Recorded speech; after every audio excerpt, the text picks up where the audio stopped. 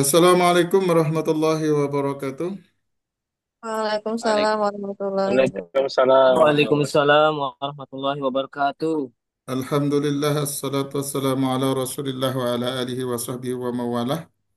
Terima kasih Bapak Ibu kesediaannya bisa berhadir kembali di mata kuliah matrikulasi kita yang pertemuan yang ketiga. Insya Allah hari ini akan diskusi kelompok satu dengan membawa tema pendidikan sebagai sistem sosial. Karena itu nanti saya berharap di akhir sesi saya diberikan waktu untuk penguatan sekitar 30 menit untuk memberikan penguatan-penguatan terkait dengan pendidikan sebagai sebuah sistem. Setelah ini saya serahkan sepenuhnya kepada kelompok satu dan saya minta satu orang dari kelompok dua untuk menjadi pemandu atau menjadi moderator dalam diskusi ini. Demikian kata pengantar saya serahkan sepenuhnya kepada Bapak Ibu. Silakan.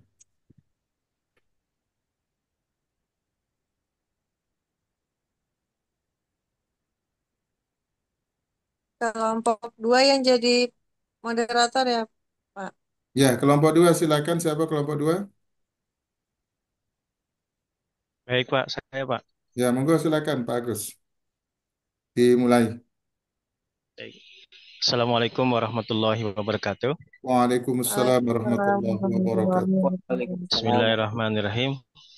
Baik teman-teman, sebelum kita akan mendengarkan presentasi makalah yang akan disampaikan oleh saudara kita Pak Ahmad Farihin beserta Ibu Novi Nurmalik, mari kita bersama-sama mengawali pembelajaran pada sore hari ini dengan bersama-sama membaca basmalah. Bismillahirrahmanirrahim. Bismillahirrahmanirrahim. Baik teman-teman, untuk selanjutnya sepenuhnya kami serahkan kepada pemateri, kepada Bapak dan Ibu, kami persilakan. Baik, terima kasih Pak Moderator. Bismillahirrahmanirrahim. Assalamualaikum warahmatullahi wabarakatuh. Alhamdulillahirabbil alamin wa bihi nasta'in amma ba'du. Bapak Ibu, terima kasih untuk kehadirannya pada kesempatan sore hari ini. Saya mewakili kelompok satu bersama Pak Ahmad Farihin mendapatkan amanah untuk mempresentasikan materi hari ini yaitu pendidikan sebagai sistem sosial. Untuk rumusan masalah, mengetahui pengertian sistem sosial, memahami asumsi dasar tentang sistem sosial, dan mengetahui elemen-elemen sistem organisasi sosial. Pengertian sistem sosial menurut para ahli, salah satunya adalah menurut Suryono Sukanto, di mana sistem merupakan kelompok bagian-bagian alat dan sebagainya yang bekerja bersama-sama untuk melakukan suatu maksud. Sekelompok dari pendapat, peristiwa, kepercayaan, dan sebagainya ini disusun dan diatur baik-baik. Sosial sendiri merupakan hubungan timbal balik antar individu dengan individu-individu yang lainnya, dan individu dengan kelompok, dan antar kelompok tim. Profesor Dr. Suryono Sukanto sendiri adalah Rektor Kepala Sosiologi dan Hukum Adat di Fakultas Hukum Universitas Indonesia, di mana beliau pernah menjadi kepala bagian kurikulum Lembaga Pertahanan Nasional di tahun 1965 sampai 1969. Selanjutnya, menurut Johnson, sistem sosial diartikan sebagai kumpulan dari tindakan sosial, baik dari individu maupun kelompok dalam kehidupan masyarakat. Johnson menjelaskan pembentukan sistem sosial dari tindakan-tindakan sosial adalah perulangan tindakan sosial tersebut membentuk pola dan kebiasaan yang teratur sehingga pada puncaknya membentuk sistem sosial.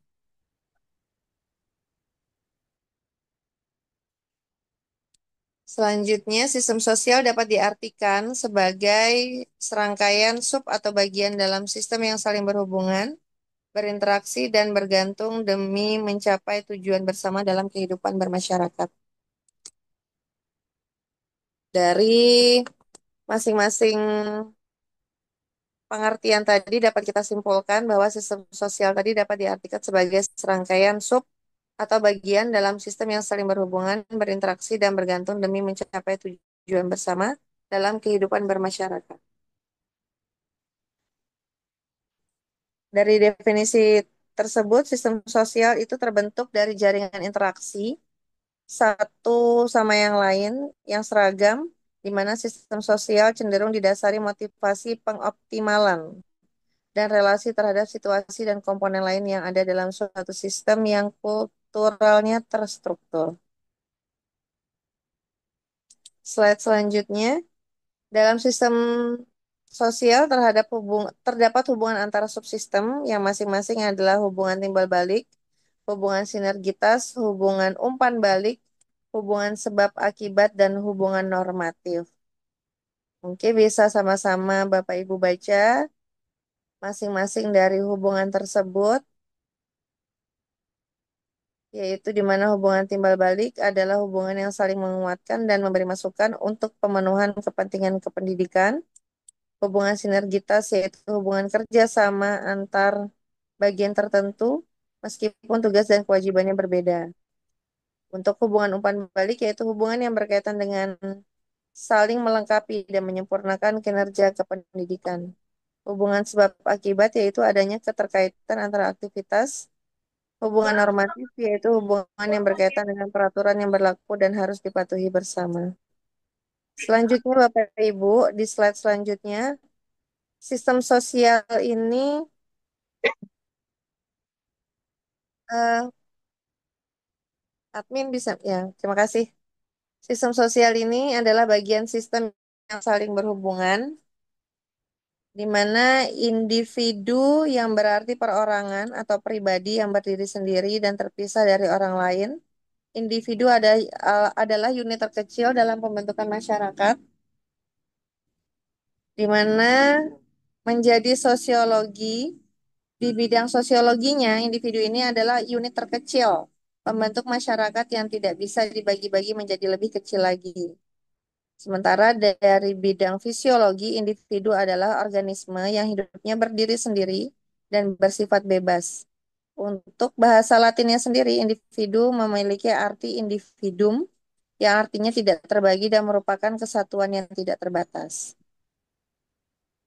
Setelah dari individu, kita ketemu dengan subsistem sosial, yaitu kelompok, di mana kelompok adalah sekumpulan orang, dua orang atau lebih yang memiliki tujuan bersama dan saling berinteraksi untuk mencapai tujuan tersebut. Kelompok ini bisa diartikan sebagai kumpulan orang yang memiliki kesadaran akan keanggotaannya dan saling berinteraksi. Ciri-cirinya itu memiliki keanggotaan yang jelas, memiliki kesadaran kelompok, juga perasaan mengenai adanya kesamaan tujuan. Dari kelompok, sub yang sedikit lebih besar lagi yaitu ada organisasi. Organisasi sendiri adalah wadah yang berisi sekelompok orang atau lebih yang bekerja sama untuk mencapai tujuan tertentu. Ciri-cirinya terdiri dari orang-orang yang bekerja sama secara rasional dan sistematis, terpimpin dan terkendali. Contohnya mungkin seperti Bapak Ibu ketahui di bidang koperasi ataupun di sekitar lingkungan kita yaitu PKK. Ini adalah salah satu contoh dari sekelompok orang yang bekerja sama untuk mencapai tujuan tertentu. Setelah itu kita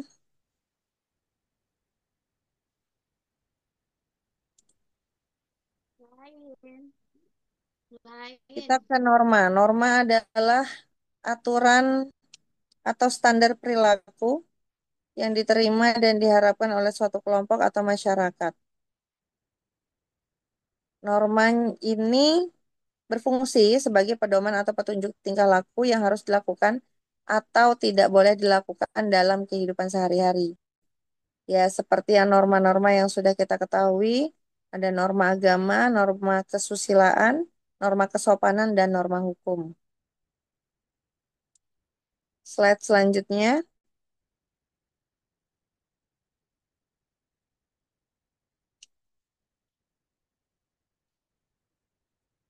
Bapak Ibu, ada asumsi dasar tentang sistem sosial sendiri, yaitu kompleksitas, di mana sebagai entitas yang kompleks yang saling berinteraksi seperti individu, kelompok, institusi, dan norma sosial. Interaksi ini bisa menghasilkan hasil yang tidak terduga atau non-linear.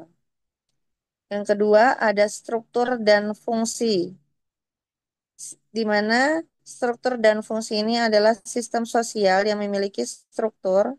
Misalnya di suatu institusi itu ada peran, fungsi, tugas, atau tujuan yang dipenuhi. Fungsi-fungsi ini diperlukan untuk mempertahankan keseimbangan dan keberlangsungan sistem. Asumsi dasar yang ketiga yaitu adalah perubahan yang dinamis. Sistem sosial tidak statis, mereka selalu dalam proses perubahan. Perubahan ini dapat terjadi karena faktor internal seperti inovasi atau konflik dalam masyarakat, atau eksternal, faktor eksternal maksudnya, seperti perubahan teknologi atau lingkungan alam. Yang keempat, ada interpendensi, di mana interpendensi adalah elemen-elemen dalam sistem sosial yang saling bergantung satu sama lain, misalnya perubahan dalam ekonomi yang dapat mempengaruhi budaya, politik, ataupun keluarga. Karena interdependensi ini, perubahan di satu elemen dapat memicu perubahan di elemen yang lain. Slide selanjutnya,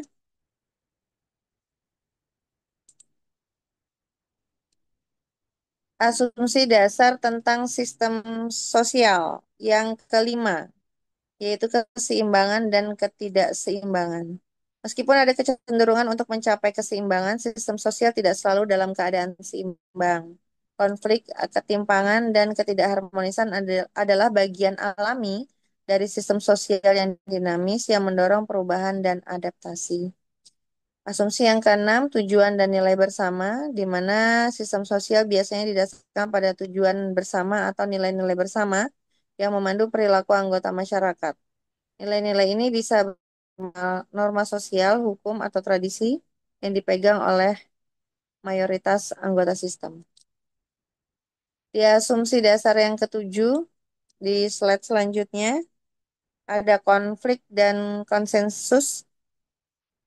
Dalam sistem sosial ada asumsi bahwa baik konflik maupun konsensus adalah bagian dari dinamika masyarakat. Konflik bisa muncul karena perbedaan kepentingan, sedangkan konsensus diperlukan untuk mencapai stabilitas dan koherensi sosial. Asumsi dasar yang kedelapan ada adaptasi dan evolusi.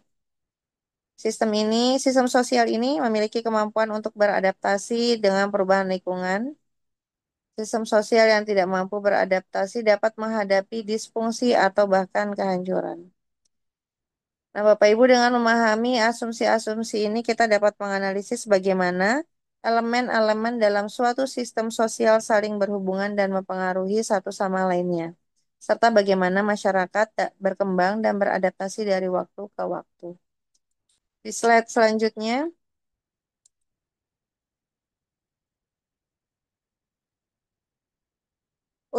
sistem sosial mencakup beberapa aspek atau unsur-unsur penting. Salah satunya adalah individu yang hidup bersama, tugas dan fungsi yang berlainan, tujuan bersama, nilai yang dianut bersama, dan pencapaian kinerja yang integral.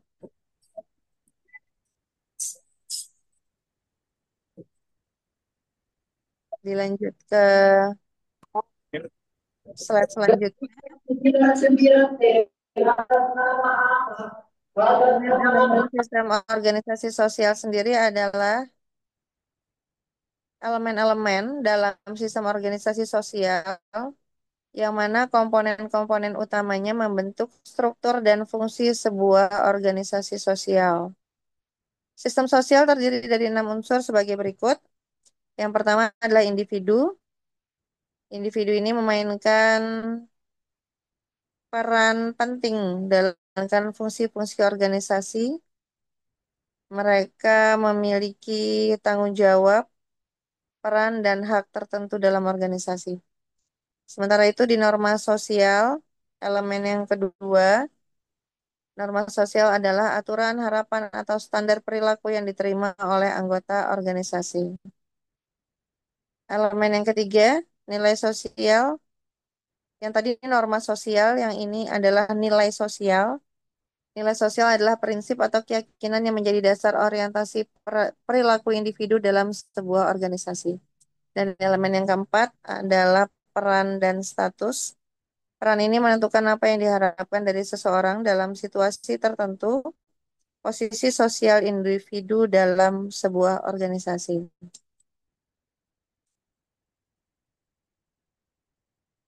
Selanjutnya,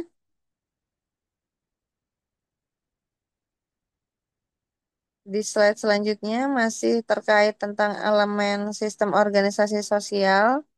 Elemen yang kelima adalah interaksi sosial, hubungan atau komunikasi antar individu atau kelompok dalam sebuah organisasi. Untuk yang keenam, struktur sosial. Struktur sosial adalah di mana di dalam organisasi mengacu pada bagaimana kekuasaan, tanggung jawab, dan wewenang diatur dalam sebuah organisasi. Elemen yang ketujuh ada institusi. Institusi formal yang membantu mengatur kehidupan sosial seperti sekolah, gereja, tempat ibadah lainnya, perusahaan, atau pemerintah. Elemen yang kedelapan, kekuasaan dan otoritas. Kekuasaan atau otoritas biasanya didistribusikan berdasarkan jabatan atau peran. Elemen kesembilan adalah sanksi sosial. Sanksi sosial adalah cara untuk menegakkan norma dalam organisasi sosial.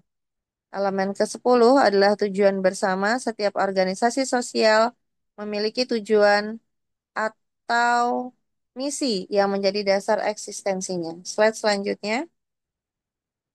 Contoh sistem sosial. Sistem sosial di keluarga. Yang pertama, di lingkungan sistem sosialnya yang ini pada umumnya meliputi ayah, ibu, dan anak, yang mana setiap komponennya saling berkaitan dan ketergantungan. Untuk contoh yang kedua adalah sistem sosial sekolah. Sistem sosial sekolah seperti yang kita tahu, di lingkungan sekolah terdiri dari kepala sekolah, guru, siswa, orang tua siswa, dan staf sekolah tersebut. Yang ketiga contohnya dalam masyarakat, di mana sistem sosialnya kompleks dalam lingkup masyarakat desa, dipimpin oleh kepala desa, dan seterusnya. Lanjut di slide berikutnya. Bapak Ibu bisa sama-sama disimak dan dibaca pendidikan pendidikan sebagai sistem sosial, di mana menurut Undang-Undang Republik Indonesia Nomor 20 Tahun 2003 tentang Sistem Pendidikan Nasional, pendidikan adalah usaha sadar dan terencana untuk mengembangkan potensi peserta didik.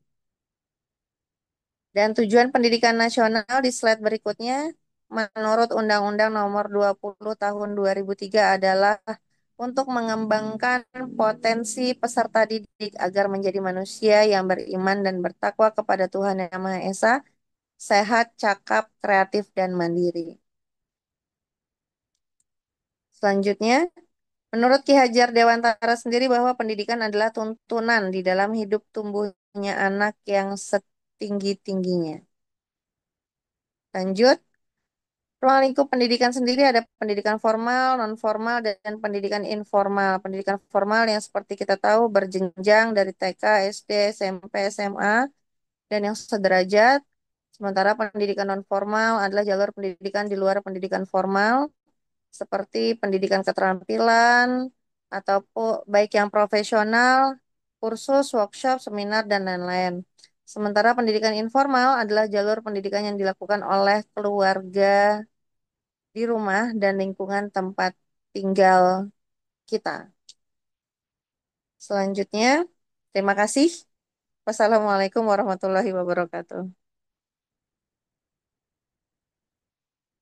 Saya serahkan kembali ke moderator.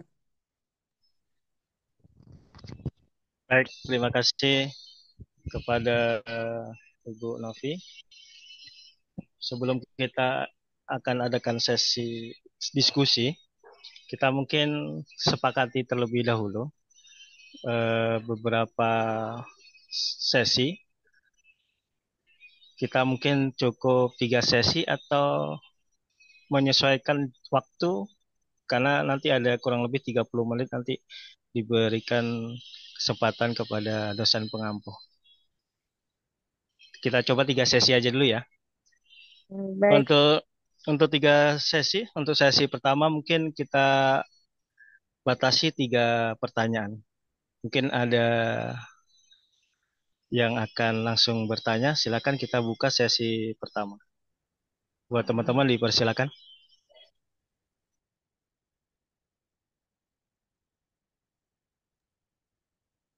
Boleh izin bertanya? Iya, silakan Bu Indah.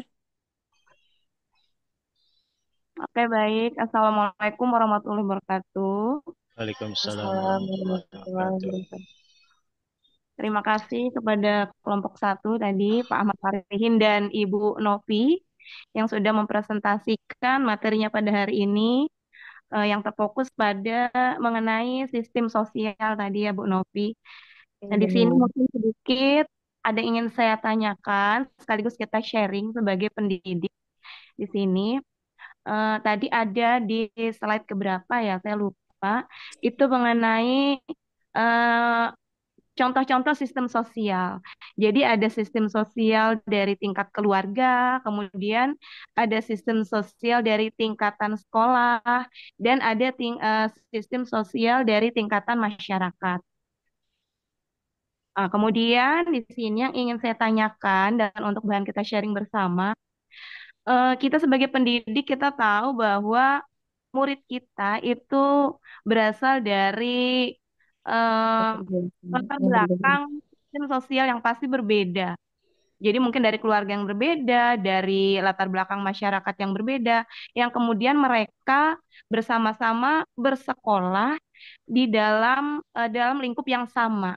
Nah, tentu dalam lingkup sekolah itu pasti kita namanya sistem sosial sekolah ya organisasi gitu ya Bu Novia. Pasti kita punya yang namanya aturan dan norma-norma tersendiri. Nah, itu bagaimana ya Bu Novi, kita sharing aja.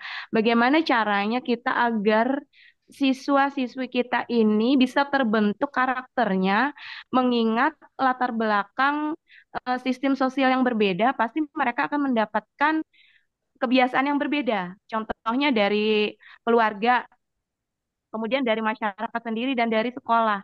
Nah, itu perlu sesuatu hal yang seperti apa sehingga bisa terbentuk karakter siswa itu sesuai dengan norma yang yang harusnya berlaku, yang sewajarnya. Karena terkadang contohnya di tempat kami sendiri, Bu Novi, itu eh, latar belakang keluarga berbeda, itu juga karakter anak berbeda dari cara bergaul, dari cara berbicara, cara dia berinteraksi dan berkomunikasi. Itu tentu sedikit banyak berpengaruh dari sistem sosialnya, entah itu sosial dari keluarga, intern keluarganya maupun di pergaulan lingkup masyarakatnya anak tersebut. Nah, ini apakah kita punya tips khusus agar siswa kita ini bisa lebih ajak ya dari karakter itu benar-benar bisa tertata sesuai dengan norma yang diharapkan atau aturan-aturan yang berlaku. Mungkin seperti itu sih Bu Novi. Sekian pertanyaan dari saya. Wassalamualaikum. Baik, terima kasih. Jadi pada intinya Ibu Indah, pertanyaannya adalah murid memiliki latar belakang berbeda.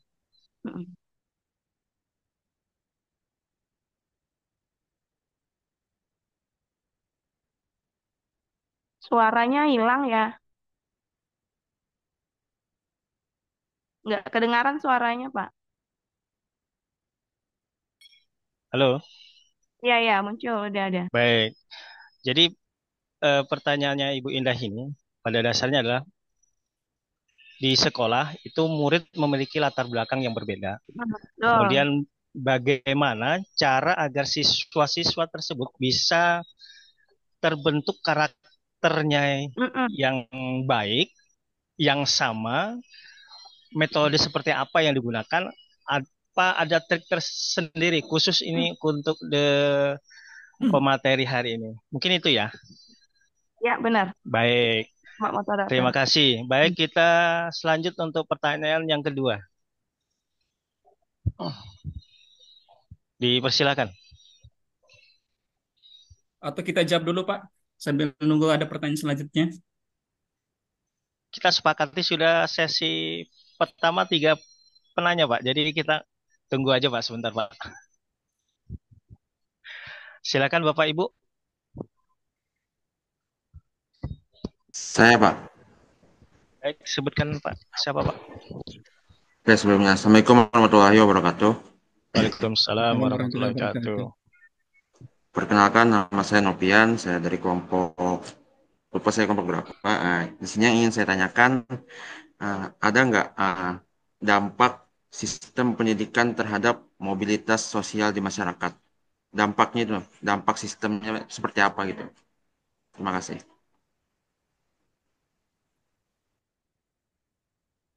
Baik, pertanyaannya cukup jelas, jadi tidak perlu kami ulang. Untuk selanjutnya, penanya ketiga, dipersilakan.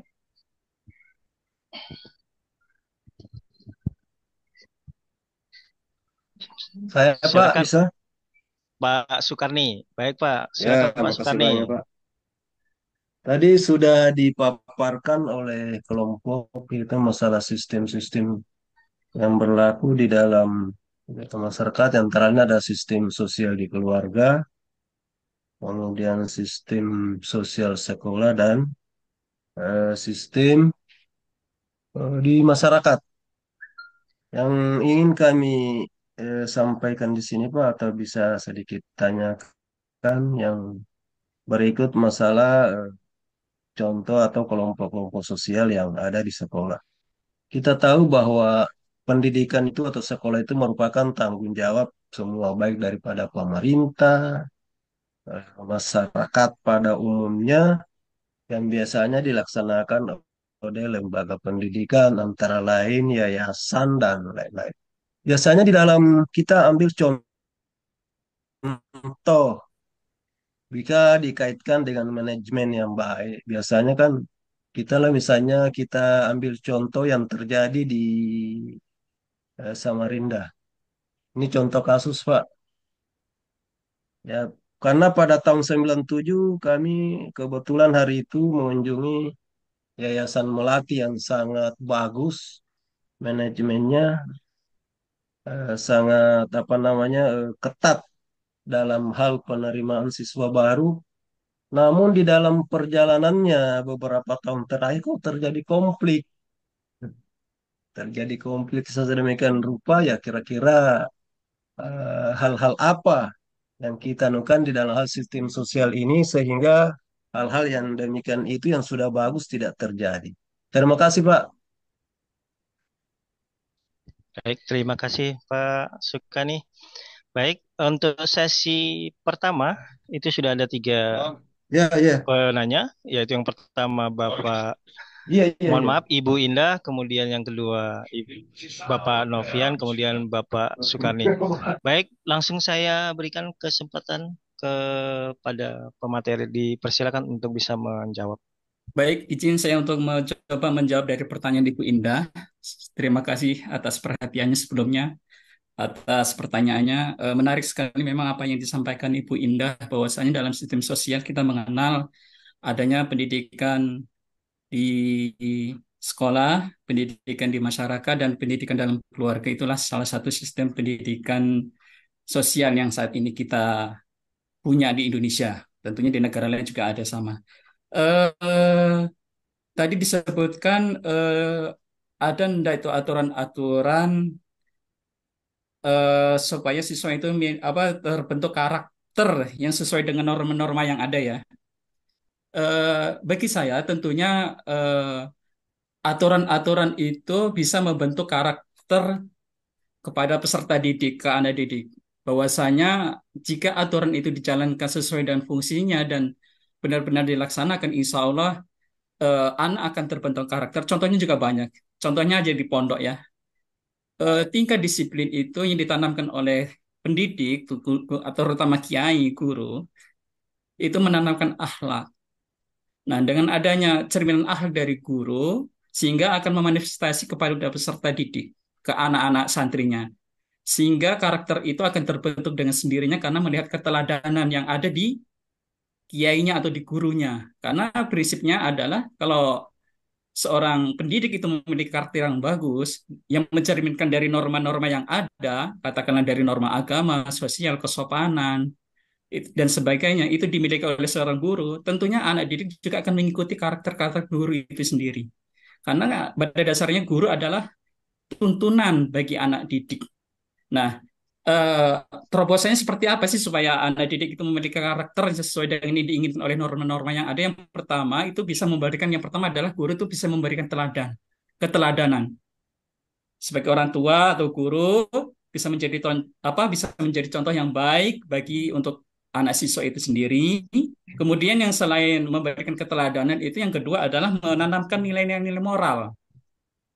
Eh, kita bisa bayangkan ketika seorang pendidik, terutama kita, guru, karena pendidik itu adalah orang dewasa yang mencerdaskan anak itu bisa guru, orang tua, atau orang yang memang benar-benar memberikan pendidikan kepada anak itu kalau menanamkan nilai-nilai moral kepada anak yang sesuai dengan undang-undang yang ada di kita ini tentang sistem kekeluargaan, demokrasi, dan segalanya, bagaimana anak itu memiliki kemudian sosial, bagaimana anak itu mempunyai adab yang bagus, insya Allah ini akan terbentuk oleh anak didik sehingga akan mencerminkan dari nilai-nilai ajaran norma agama. Nah, ini karakter-karakter seperti ini juga penting ditanamkan oleh seorang pendidik, yaitu dalam hal memberikan nilai-nilai moral kepada anak didik. Selanjutnya, selain memberikan nilai-nilai moral kepada peserta didik, bisa juga itu mengajarkan sopan santun. Bagaimana guru memberikan adab yang baik, bagaimana memberikan perilaku yang baik. Tentunya hal ini seperti ini akan menjadi keteladanan bagi anak, dan anak akan mengikuti sehingga akan mencerminkan dari adanya norma sosial yang ada di masyarakat. Kemudian menanam rasa empati, membiasakan membantu orang lain, membiasakan memberikan Ya, pendapat yang salah lagi, nak. masuk. Ya, Ya itu. Sekalinya haru-haru, hari pertama kan harus Pak hari kedua aja Sukarni bilangnya. Baiknya, minum. Pak. Jadi tanggal Mungkin 20 sampai hostnya bisa, admin-admin. oke. Lanjut. Intinya adalah manusia itu diberi akal dan diberi nafsu.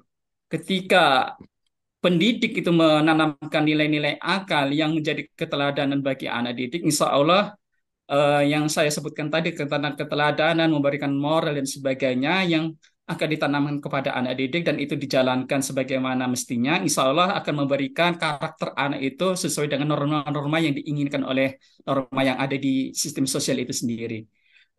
Tentunya masih banyak lagi, menurut saya seperti itu yang dari Bu Indah bisa dipahami atau belum, Bu Indah? Iya Halo, Bu bisa Indah? Pak Farihin. Iya? Bisa Pak Farihin. Ya? Cukup. Ini Ya, sudah oke, cukup baik. jelas. Terima kasih. Terima kasih Pak Ya, Farihin. sama-sama. Baik, langsung mungkin Pak. Untuk penanya kedua dari Pak Nopian, terkait adakah dampak mobilisasi atau mobilitas sosial yang sedang kita bahas pada sore hari ini? Dipersilakan Pak. Baik, atau Ibu Novi mau jawab dulu? Kalau tidak, saya jawab. Iya, dilanjut aja Pak Oh. Farihin. Terima kasih Mas Novi yang tadi sempat ditanyakan dalam sistem pendidikan itu adakah dampaknya apa tadi Mas Novi yang singkatnya? Mobilitas sosial itu meningkatkan status sosial gitu nah Pak maksudnya mungkin. Mobilitas sosial. Mobilitas sosial ini maksudnya yang seperti apa ya? Mobilitas itu kan istilahnya menyediakan di tempat-tempat sosial itu. Mobilisasi. Jadi maksud Mas Novin mobilitas ini yang seperti apa maksudnya? Mungkin saya bantu menurut pemahaman saya dari pertanyaan Mas Papian ini, apakah sistem pendidikan ini bisa meningkatkan status sosial dari si pengenyam pendidikan? Jadi semakin tinggi dia pendidikannya, status sosial di lingkungan sosialnya itu juga semakin dihargai dan semakin dilihat oleh lingkungan sosial yang ada di sekitar rumahnya itu, sekitar lingkungan dia tempat tinggal atau tempat kerjanya, mungkin seperti itu maksudnya ya Mas Nopian ya. Ya Bu, kurang lebih seperti itu maksudnya. Cuman bahasanya tadi terlalu tinggi sih. Nah, Ya, kalau menurut saya pribadi jelas, jelas dari tingginya suatu pendidikan itu meningkatkan status sosial orang yang mengenyam pendidikan yang lebih tinggi ini. Jadi semakin tinggi pendidikannya, lingkungan sosial di sekitarnya juga akan menilai si pengenyam pendidikan ini lebih tinggi lagi. Maksudnya status sosialnya jadi lebih tinggi lagi. Jadi siswa atau siapapun yang mendapatkan pendidikan yang baik itu memiliki peluang lebih besar untuk mengakses pekerjaan yang lebih baik dan meningkatkan kualitas hidup mereka untuk lebih baik lagi. Itu mungkin jawaban singkat dari saya, Mas Nopian.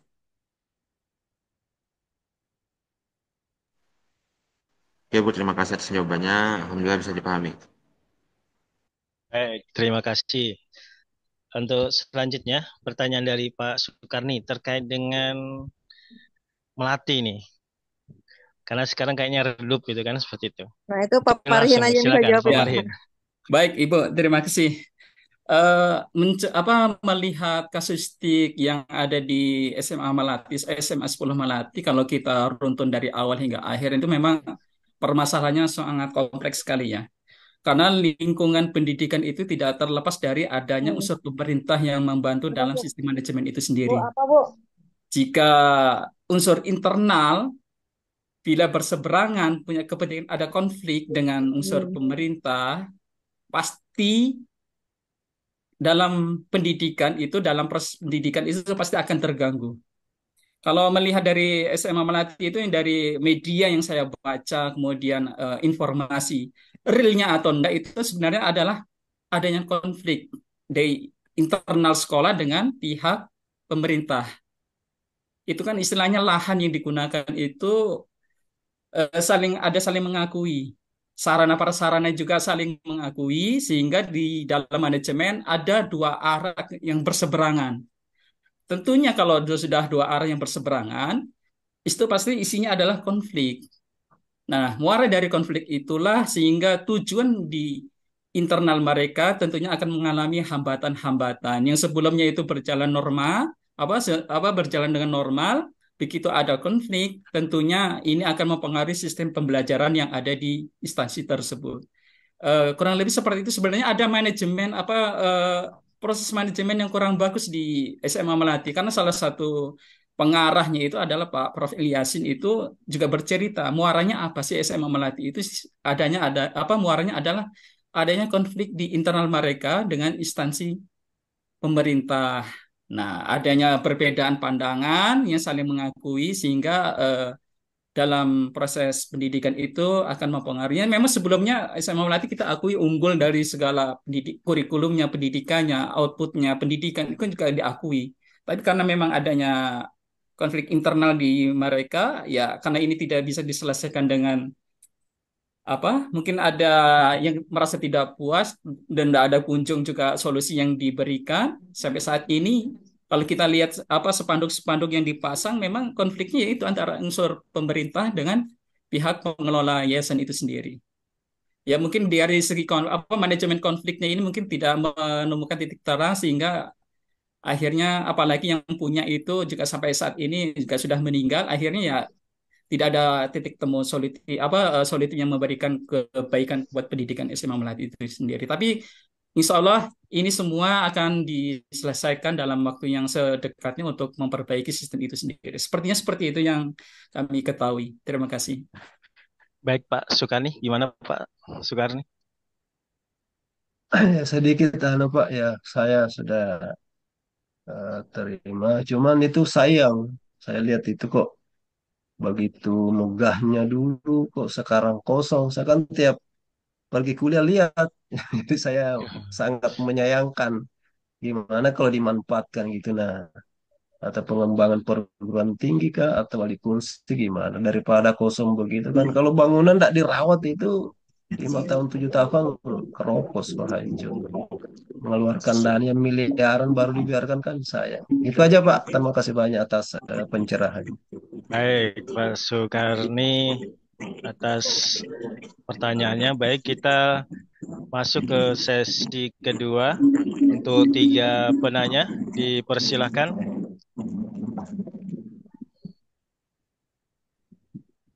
Pak Malik, mungkin Pak Malik. Assalamualaikum Pak warahmatullahi Gus. wabarakatuh. Silakan sebutkan nama dari siapa, Pak? Nama saya Bapak Baisuni. Oh, silakan Pak Waisuni. Ya. Oke, Ibu Bapak Perihin sama Ibu Waalaikumsalam Novia. Bapak Baisuni. Jelas suara saya? Jelas Jelas, Pak. Pak. Alhamdulillah. Alhamdulillah. Tadi saya cuma menyambung dari jawaban Bapak Perihin atas pertanyaan dari Ibu Indah. Cuman sekarang bisa enggak ini jadi pertanyaan ya? Karena memang pengalaman saya di zaman sekarang sangat susah, sulit untuk mengarahkan anak didik, peserta didik yang karakternya berbeda-beda. Tujuan kita ingin diselaraskan. Apakah, pertanyaannya ini, apakah mungkin kalau tidak ada campur tangan dari kedua orang tua tentang pendidikan di sekolah dan tidak ada kemauan peserta didik yang bersangkutan untuk menyamakan, untuk mengikuti apa yang diarahkan, yang disampaikan guru di sekolah. Maksudnya, pendidikan itu apakah berhasil kalau tanpa dukungan orang tua dan juga kemauan anak itu sendiri. Mungkin itu aja, Bapak. Baik, Agus Sukamto. terima kasih Pak. Ya, pada Assalamualaikum intinya warahmatullahi apakah mohon maaf, sangat sulit untuk mengarahkan anak didik kalau tidak ada peran dari kedua orang tua. Baik, selanjutnya mungkin pertanyaan yang kedua.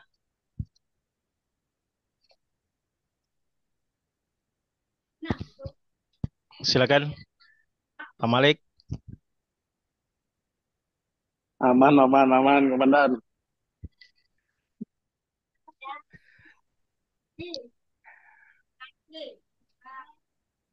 Pak Aryadi. Gimana Pak Aryadi?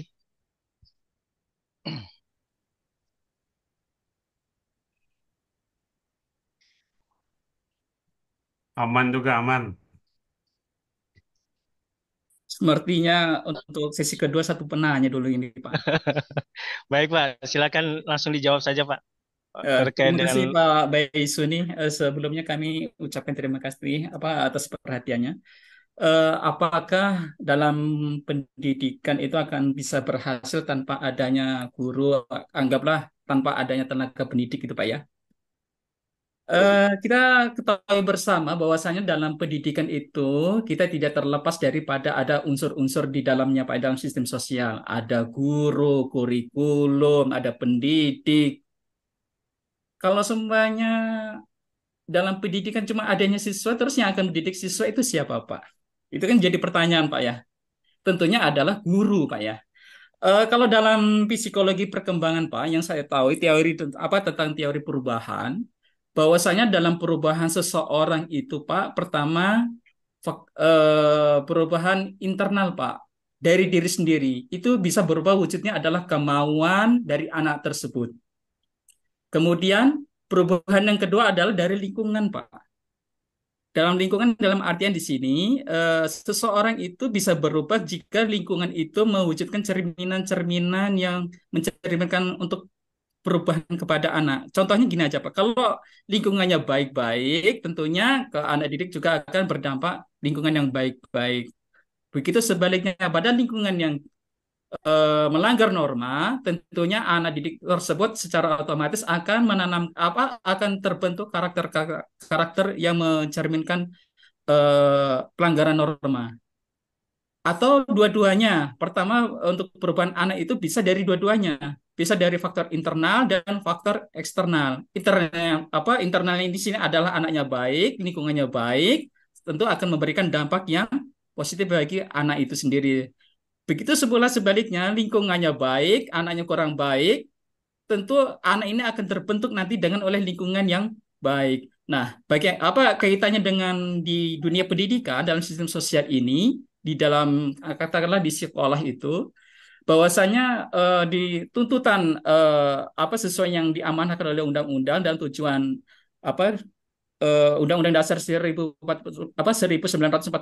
itu disebutkan adalah mencerdaskan kehidupan bangsa. Mencerdaskan kehidupan bangsa ini siapa? Ya tenaga pendidik. Tenaga pendidik itu siapa? Ya orang dewasa. Yang pertama yang memiliki ilmu pengetahuan di bidang ilmu pengetahuannya sesuai dengan kemampuan ilmu pengetahuannya. Nah, dengan adanya ini semua tenaga pendidik ini terutama orang tua yang selaku lingkungan pendidikan di informalnya, kemudian pendidikan formal, kemudian pendidikan non formal, mereka mempunyai peranan penting terhadap eh, mencerdaskan kehidupan bangsa dalam bentuk dalam bentuk formal yaitu melalui pendidikan. Nah, unsur-unsur yang ada di pendidikan itu Pak, adanya kurikulum, tenaga pendidik, siswa, dan sebagainya. Itu tidak terlepas dari adanya unsur campur tangan. Tidak bisa sendiri. Anak itu bisa pintar, bisa pandai, dengan tanpa adanya unsur pendidikan itu dari tenaga pendidik. Makanya dalam pendidikan itu ada namanya pendidik dan tenaga pendidik. Semuanya saling terikat, Pak. Tidak bisa sendiri. Kalau kita dalam belajar, kita belajar sendiri tanpa guru, itu kan ibaratkan orang itu belajar sama setan itu. Tidak ada yang mengarahkan baik dan benarnya tidak akan tahu anak itu, kecuali guru. Hanya itu, Pak. Terima kasih, Pak. Assalamualaikum warahmatullahi wabarakatuh. Waalaikumsalam. Bagaimana Pak Baisu nih? Siap, siap, siap. Intinya gini. Intinya yang saya tangkap itu ketiga golongan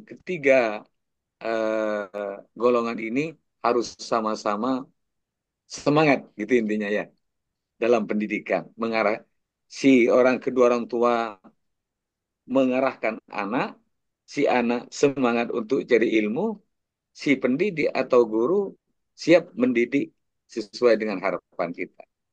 Paham, paham, Mungkin Pak? boleh saya tambahkan sedikit Pak Baisuni. Jadi Siap. biasanya terutama di sekolah swasta. Kalau di sekolah swasta pasti ada beberapa sekolah melaksanakan kayak trial school eh, beberapa hari untuk trial. Jadi di dalam masa trial ini orang tua itu menyamakan persepsi dengan sekolah. Cocok tidak sekolah ini visi misinya dengan yang dimau oleh orang tua. Mungkin PR besarnya adalah di sekolah negeri. Di sekolah negeri kan penjaringan ya, mungkin Bu Indah dan teman-teman Bapak Ibu yang lain yang saat ini mengajar di negeri, susahnya adalah tidak ada trial. Mungkin bisa dicoba dengan eh, em, teori-teori yang lain atau praktek-praktek yang lain hal-hal baru, motivasi-motivasi baru yang bisa dicoba. Sejauh ini kalau di tempat saya melaksanakan tugas sebagai tenaga pendidik di sekolah yang saya ampu,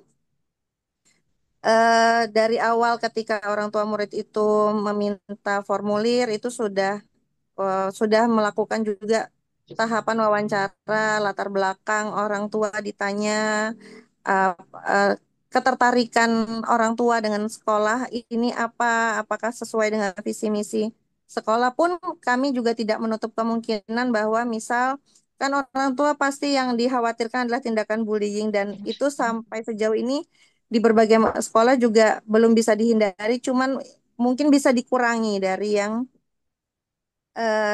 tindakan-tindakan bullying. Nah, biasanya kan orang tua pasti bertanya, apalagi yang sudah-sudah itu, misal biasanya siswa pindahan. Siswa pindahan itu pasti alasannya di sekolah sebelumnya dibully, di sekolah sebelumnya dibully. Kami dengan jujur bilang, maksudnya tidak menutup kemungkinan Bapak Ibu kalau misalnya di sekolah yang Bapak Ibu ingin ini tindakan bullying ada, cuman kami menyampaikan antisipasi-antisipasi yang kami punya berdasarkan SOP. Jadi setiap tahun ajaran, setiap awal tahun ajaran di setiap sekolah sebaiknya memang akan melaksanakan atau menyampaikan SOP sekolahnya agar visi misi yang dimau sekolah itu tersampaikan ke orang tua dan milik dan akhirnya dengan satu tujuan yang sama. Itu mungkin tambahannya ya Pak.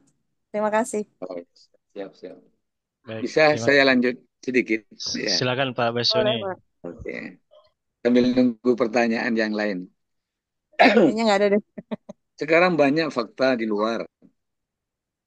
Orang tua semangat dan mengarahkan. Juga si anak semangat mau belajar. Guru juga semangat mau mendidik. Namun di pihak lain, dalam kesosialan di masyarakat, artinya ada oknum-oknum yang tidak mendukung dalam pendidikan tersebut.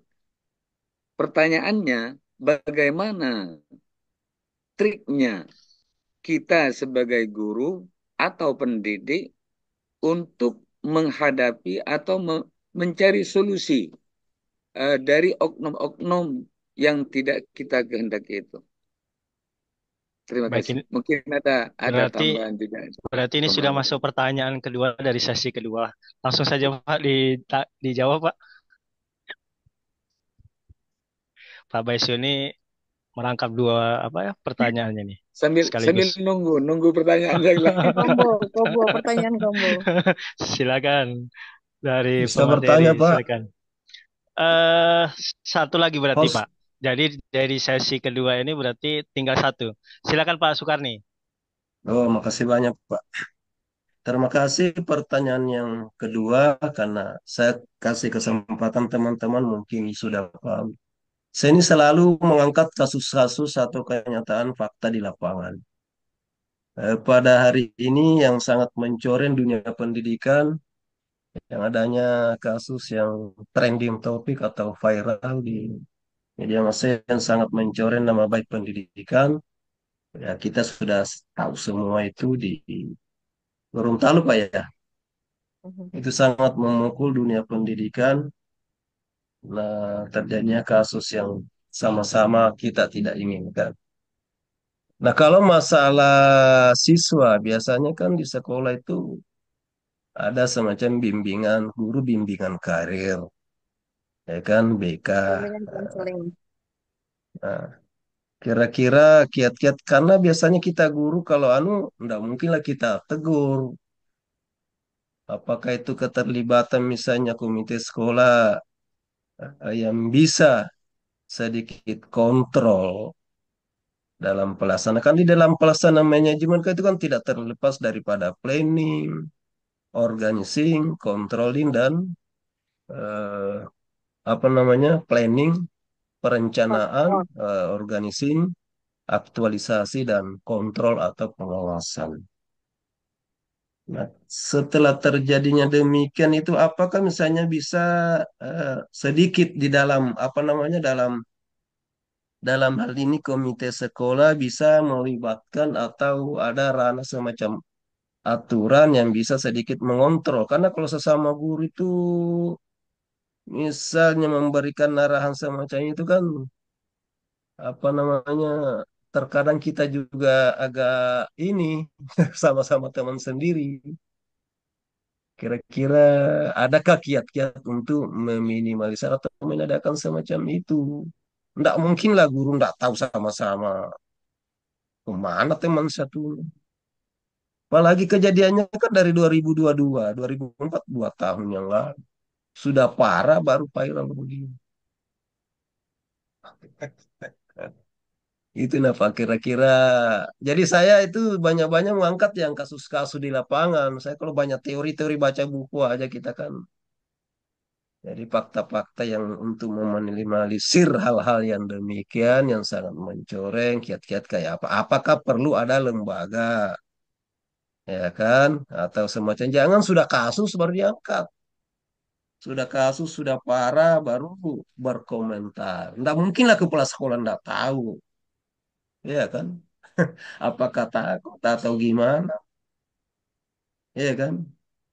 Itu aja sementara pada kemana semacam kiat-kiat atau semacam ada lembaga atau keterlibatan komite sekolah kah? Atau gimana atau ada semacam kita masukan atau input untuk menghindari hal-hal yang demikian.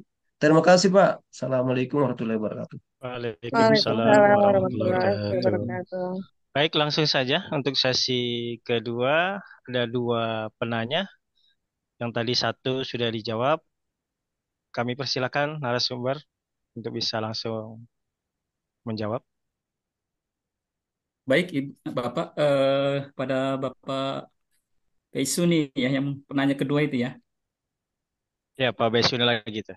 tentang katakanlah di dalam pendidikan itu dari orang tua semangat, anak semangat, kemudian dari faktor eksternal itu adalah masyarakat ini tidak memberikan dukungan terhadap pendidikan di sosial itu sendiri.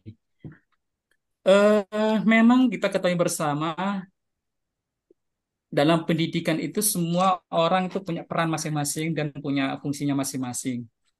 Guru tentunya sebagai pendidik tidak terlepas dari keterampilan bagaimana dia memberikan pendidikan kepada anak didik itu sendiri. Kemudian di dalam pendidikan itu kan tidak terlepas dari adanya manajemen kepemimpinan nih Pak ya. Fungsi-fungsi manajemen itu sudah disebutkan tadi, salah satunya ada planning, perencanaan, planning, controlling dan sebagainya. Kemudian di dalam juga muatan dari manajemen ada money, ada apa? Ada manusia, ada keuangan. Dan ini semuanya tentunya dalam dunia pendidikan ini saling mengikat, Pak. Kalau memang dalam faktor eksternal itu dalam artian masyarakat ini tidak memberikan dukungan, ya tidak apa-apa, Pak.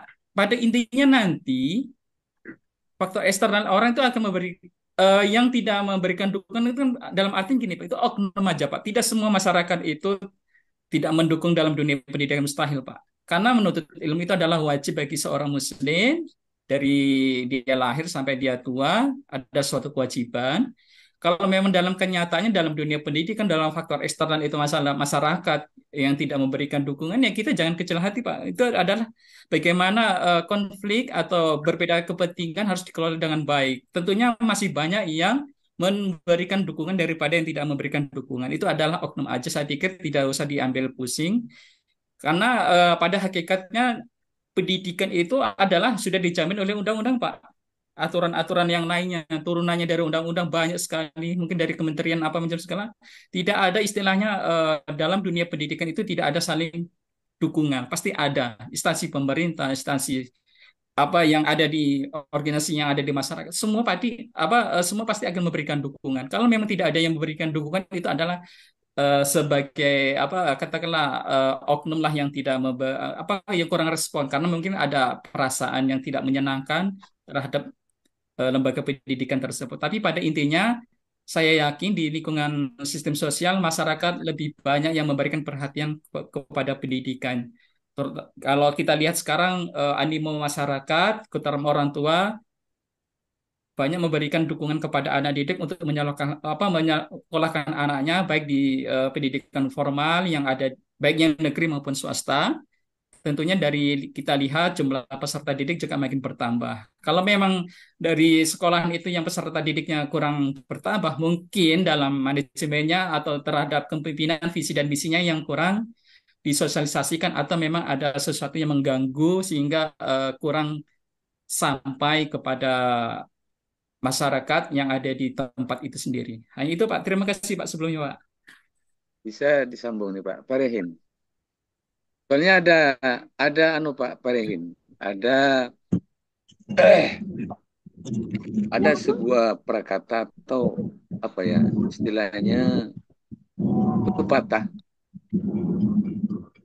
dalam suatu pembangunan Kalau ada yang merusak satu orang saja, walaupun si pekerjanya 1.000 orang, tapi ada satu orang tukang perusak, maka pembangunan tersebut tidak akan selesai-selesai. Gimana itu Pak Parehin? Ini masuk pertanyaan Baik, ketiga Pak Baisuni ya, Eh, sesi ketiga ya. Enggak, Bapak, mohon enggak, maaf, bukan mungkin pertanyaan sedikit ketiga ini. saya Oh, tanggapan potong. atau gimana? Tanggapannya. supaya tidak Oh, siap. melebar mungkin Ibu Novi silakan Ibu Ya, coba direspon dulu. tentunya semoga tidak khawatirnya jadi melebar ke mana-mana. Sebenarnya tidak apa-apa karena sesinya diskusi. Iya, Ah, Cuman diskusi. Iya, ya. khawatirnya jadi waktu. ya durasi dan lain halnya Oh gitu. khawatirnya isu yang Oke, materi maaf. dan isu yang ada di lapangan jadi melebar. Mohon maaf ya Bapak. Ya, siap. Terima kasih. Mohon maaf semua. Mungkin bisa aja sih ditanggapin karena nanti saya masukkan ke sesi 3. Jadi kita batasi nanti sampai jam 5.15. 5.15 kemudian sisa 15 menit lagi. Kemudian nanti kita serahkan kepada dosen pengampu. Monggo dipersilakan. Jadi nanti tidak ada lagi sesi 3. Karena ini sudah saya masukkan walaupun itu tanggapan, setidaknya itu masuk kategori sesi diskusi yang sesi ketiga. Terima kasih. Silakan. Mohon izin Pak Moderator. Oh iya, silakan Ibu. Ya, untuk sesi ini mungkin sedikit ingin berbagi ataupun berupa tanggapan. Saya tidak tahu ini maksudnya di mana. Mengenai satu tukang yang misalkan merusak bangunan tadi yang dikatakan oleh Pak Baisuni. Satu tukang akan merusak bangunan yang lain. Jadi jangan berkecil hati. Jangan berkecil hati Bapak Ibu. Seperti apa yang dikatakan dengan oleh Pak Faringin. Jangan berkecil hati apalagi dunia pendidikan. Meskipun bangunannya rusak, itu masih akan meninggalkan puing-puing. Nah, puing-puing itu kalau di bangunan mungkin masih berguna berapa persen. Tapi dalam dunia pendidikan, kita sumber dayanya adalah manusia, individu yang sifatnya bergerak dan tumbuh, berkembang. Ini berbeda. Jadi satu orang yang dia tumbuh berkembang dari sisa-sisa ilmu ataupun pendidikan itu masih Masya Allah baik di dunia maupun di akhirat. Bahkan di akhirat pun kita waktu mengajar di kelas, kita menyemangati diri bahwa barangkali salah satu dari santri kita ataupun siswa kita bisa menarik kita ke surganya Allah. Seperti itu. Jadi jangan berkecil hati gitu. Saya sebenarnya menyemangati diri saya sendiri, termasuk juga dengan karakter siswa yang berbeda-beda. Apalagi misalkan di negeri itu latar belakangnya sudah heterogen seperti itu.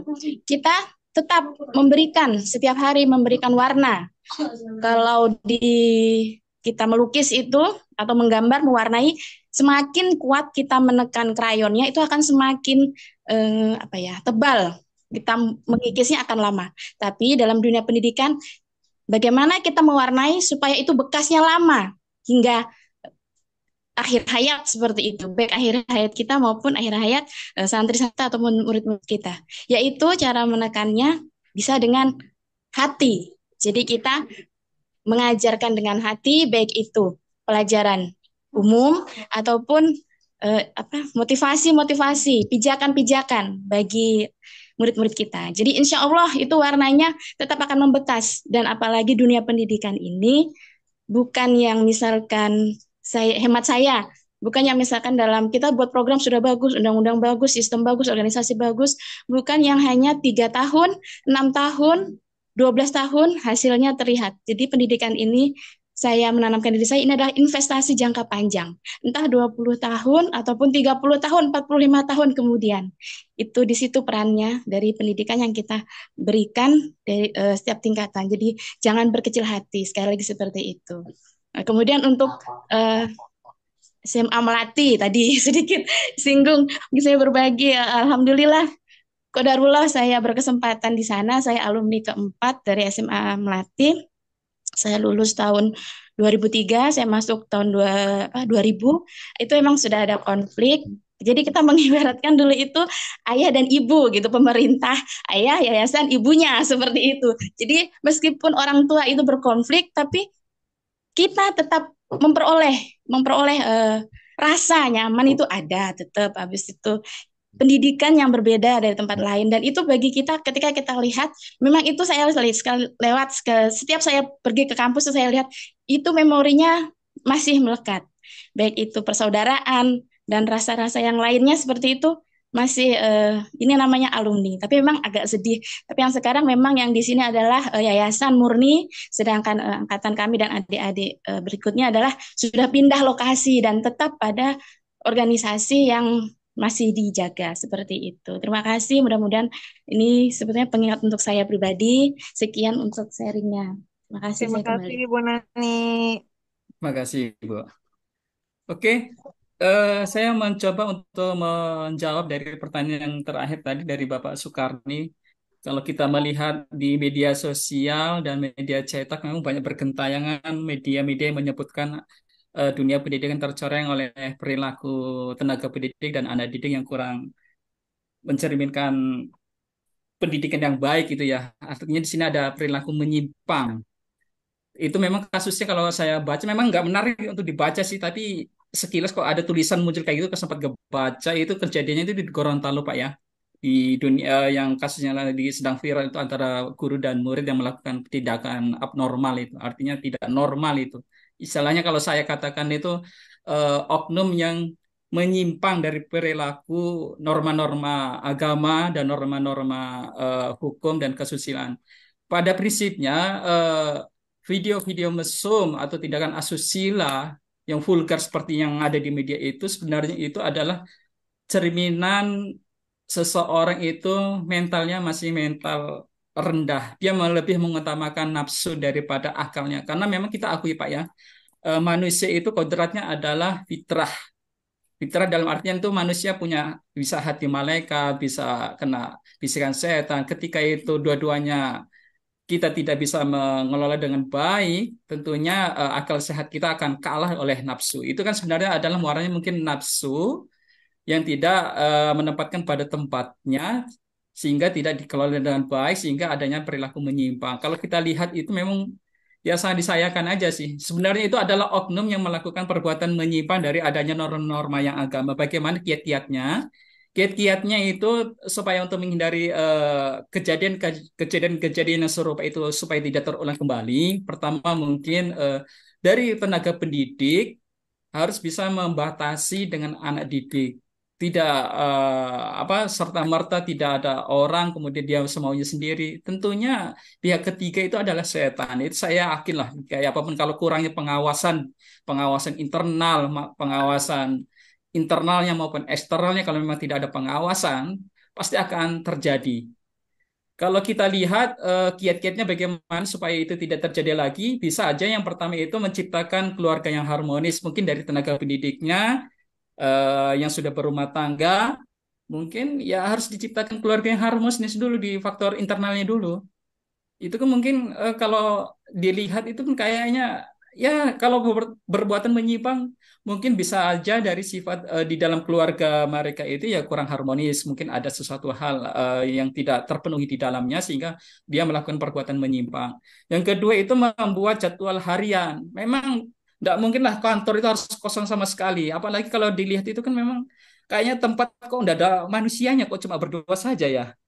Memang kantor memang harus apakah memang tidak ada orang atau bagaimana atau di ruang tersembunyi atau gimana, itu kok bisa sampai seperti itu leluasa guru dan murid melakukan perbuatan yang tidak mencerminkan norma agama. Itu kan perlu dipertanyakan kembali. Maka yang hal-hal yang seperti itu harus kita benahi di dalam manajemen itu sendiri. Yang ketiga itu kiatnya itu membatasi waktu penggunaan gadget itu apa HP itu. Kalau memang itu full dalam penggunaan HP di sekolah, terutama kepada anak didik, dia akan leluasa mengakses sesuatu hal yang tidak patut untuk ditonton. Itu kan sekarang itu yang seperti itu juga sangat mempengaruhi kepada anak didik. Ya mungkin faktor anak didik itu sendiri memang backgroundnya mungkin kalau kita lihat itu ya anak yatim dirawat. Ya mungkin karena anak ini merasa berjasa sehingga berani mengorbankan dirinya sendiri. Dia nggak ngerti sebenarnya itu. Mungkin perlu adanya pembinaan kepada anak didik itu seperti itu. Makanya penting namanya ada pendidikan seksual dari dini itu anak harus diketahui ini perilaku menyimpang, ini tidak boleh, ini segalanya. Ya, seperti itu Pak. Saya pikir banyak kiat yang lain Pak. Menurut saya ya apa yang bisa saya sampaikan seperti itu dulu Pak. Mungkin Ibu Novi silakan Ibu ditambahin Ibu. Baik, terima kasih Pak Parihin dan Bapak Ibu yang sudah bertanya. Terima kasih juga Pak Moderator. Mungkin sedikit penutup dari saya boleh ya Pak Moderator ya? Eh, Sebentar, dari gimana? sebentar. Sebelum ditutup, mungkin kita mendengarkan dulu dari Pak Sukarni ini. Apa cukup Heeh. sudah Pak Sukarni? Atau mungkin ada tambahan Pak Sukarni, silakan. Udah gini Pak. Nah, kasih banyak. Ini kan istilahnya karena kejadiannya kan sudah saya apa namanya baca di itu kan kejadiannya sejak 2022 berarti kan sudah 2 tahun terakhir. Karena kalau penggunaan HP itu di sekolah sudah misalnya sudah dibatasi. Cuma di rumah kan tidak bisa jadi kontrol itu kan. Yang jadi masalah ini apakah misalnya ada semacam tambahan fungsi komite sekolah itu. Karena ini kan istilahnya tujuan pendidikan itu kan yang SDM-nya. Tidak sama dengan perusahaan larinya ke ekonomi. Kalau pendidikan kan SDM mana sudah misalnya sebelumnya tidak bisa sholat, bacaan-bacaan sholat sudah paham dan lain-lain begitu juga pendidikan apa namanya akademik dan non akademik. Paling kan anak ini sudah misalnya berprestasi begitu sayang, kita sangat menyayangkan, ya kan? Jadi istilahnya apakah ada semacam tambahan fungsi daripada komite sekolah itu untuk sedikit maju di situ? Karena biasanya kalau kita sama-sama guru, nah, enggak apa namanya itu untuk menasehati sama-sama guru kan. Nah, apakah ada semacam tambahan fungsi daripada kalau pengawasan dari masyarakat itu dalam hal ini keterlibatan komite dalam hal ini orang tua siswa kan perlu juga gitu loh. Jadi apakah misalnya bisa ada tambahan fungsi pengawasan atau gimana untuk menghindari hal-hal semacam itu. Baik Pak, mungkin Terima kasih Pak. ya, siap. Mungkin diarahnya ke komite mungkin Pak Parihin. Iya. Program di sekolahan itu sendiri harusnya mendukung terhadap pembentukan karakter pembinaan anak itu. Kalau biasanya kalau hari Senin upacara biasanya guru kan memberikan nasihat itu salah satu upaya memberikan motivasi kepada anak untuk melakukan perbuatan yang tidak apa apa supaya tidak melakukan perbuatan menyimpang bagaimana guru memberikan keteladanan itu sebenarnya muaranya memang krisis ya itu krisis identitas pada guru pada anak didik kemudian kontrol diri yang lemah kemudian faktor keluarga dan lingkungan pergaulan itu sangat mempengaruhi pada anak didik intinya adalah memang dari pihak sekolah memang harus membuat terobosan-terobosan terhadap pembentukan karakter akidah anak itu sendiri supaya menjadi lebih baik karena memang fungsinya adalah untuk mendewasakan anak. Terima kasih, Pak. Baik, mungkin mengingat waktu, saya serahkan ke Ibu Novi mungkin untuk menutup sesi dari diskusi ini Ya, sebelum saya terima tutup. kasih atas diskusinya yang heterogen dan beragam ya Bapak Ibu. Sedikit saya tambahkan, mungkin hanya tambahan, mudah semoga bisa tidak diterima tidak apa-apa. Yang penting ini menjadi tambahan dari kelompok kami. Kalau dari semua masalah yang diangkat, kembali ke manajemen sekolah, di mana peran serta pimpinan sekolah dan lingkungan yang dalam arti me- dalam hal ini kasusnya yang tadi apa ya, yang terdekat tadi yang di Gorontalo tadi, faktor teman-teman di sekitar beliau, pengawasan atau kepedulian di sekitar teman-teman pelaku ini sebagaimana sampai akhirnya hal-hal seperti ini bisa lolos selama 2 tahun. Itu juga menjadi materi kita hari ini yaitu lingkungan sosial dan pemberdayaan atau manajemen dari sang pemimpin ini sendiri bagaimana sehingga bisa kejadian ini sudah terlampau lama baru diketahui setelah viral. kembali ke pengelolaan sumber daya, baik itu sumber daya gurunya sendiri, sumber daya lingkungannya, sumber daya orang tuanya, dan sumber daya anak-anak didik sendiri, dan kegiatan yang dilakukan di sekolah, baik itu kegiatan gurunya ataupun kegiatan untuk tenaga pendidiknya ataupun kegiatan untuk anak didiknya. Biasanya hal-hal seperti ini itu terjadi dari satu ketidakpedulian oleh teman-teman pelaku, yang kedua tidak adanya keakraban dari teman-teman pelaku yang akhirnya lolos dari pengawasan teman-teman si pelaku ini tadi. Mungkin itu aja tambahan dari saya, Pak Moderator. Terima kasih sudah dibantu hari ini. Sekian, terima kasih Bapak Ibu, Pak Parhin, terima kasih sebagai partner tugas kelompok perdana hari ini. Sekian dari kami. Wassalamualaikum warahmatullahi wabarakatuh. Waalaikumsalam Waalaikumsalam. warahmatullahi Waalaikumsalam Baik, terima kasih wabarakatuh. wabarakatuh. Bapak-bapak, khususnya kepada pemateri. Sebelum kita kembalikan ke dosen pengampu, kita beri aplaus terlebih dahulu pada pemateri. Baik, saya selaku moderator mengucapkan terima kasih yang sebesar-besarnya. Kami mohon maaf apabila ada salah dan hilap. Saya kembalikan ke dosen pengampu. Akhir salam. Assalamualaikum warahmatullahi wabarakatuh. Waalaikumsalam Waalaikumsalam warahmatullahi warahmatullahi wabarakatuh.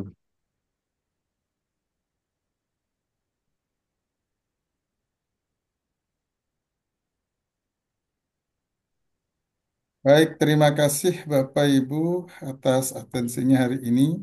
Diskusinya luar biasa. Terima kasih buat Mas Parihin, Pak Sukarni, Pak Baisuni, dan kawan-kawan yang lain, Bu Nopi. Eh, Satu hal yang ingin ada pesan moral yang saya tangkap dari semangatnya Bapak Ibu, termasuk Pak Baisuni dan Pak Sukarni. Saya kira ini adalah orang-orang yang memang sudah melampaui batas usia produktif, tetapi beliau punya semangat yang luar biasa, dan kita yang muda-muda ini tentu patut mencontoh semangat beliau di dalam belajar. Nah, jangan sampai kemudian kita yang muda ini kalah untuk terus semangat dalam belajar. Terima kasih Pak Baisuni, Pak Sukarni, semangatnya luar biasa. Saya teringat dulu waktu saya S2 juga punya kawan yang usianya 80 tahun, ibu-ibu. Waktu itu usia saya masih 30-an dan beliau itu semangatnya luar biasa.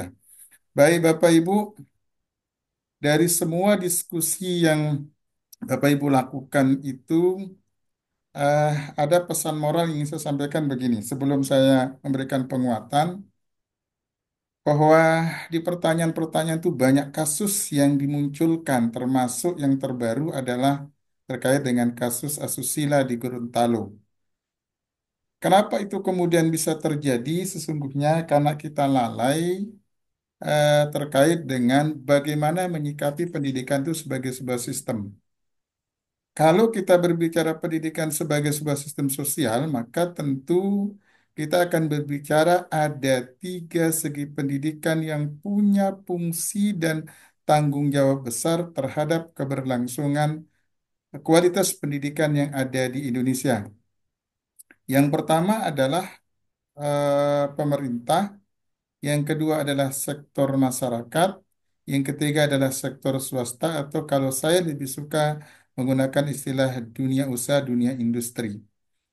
Nah, sektor pemerintah ini berkaitan dengan pengambil kebijakan terkait dengan aturan-aturan, baik itu proses pelibatan-pelibatan sekolah dengan seluruh struktur aturan yang berlaku di lembaga pendidikan tersebut.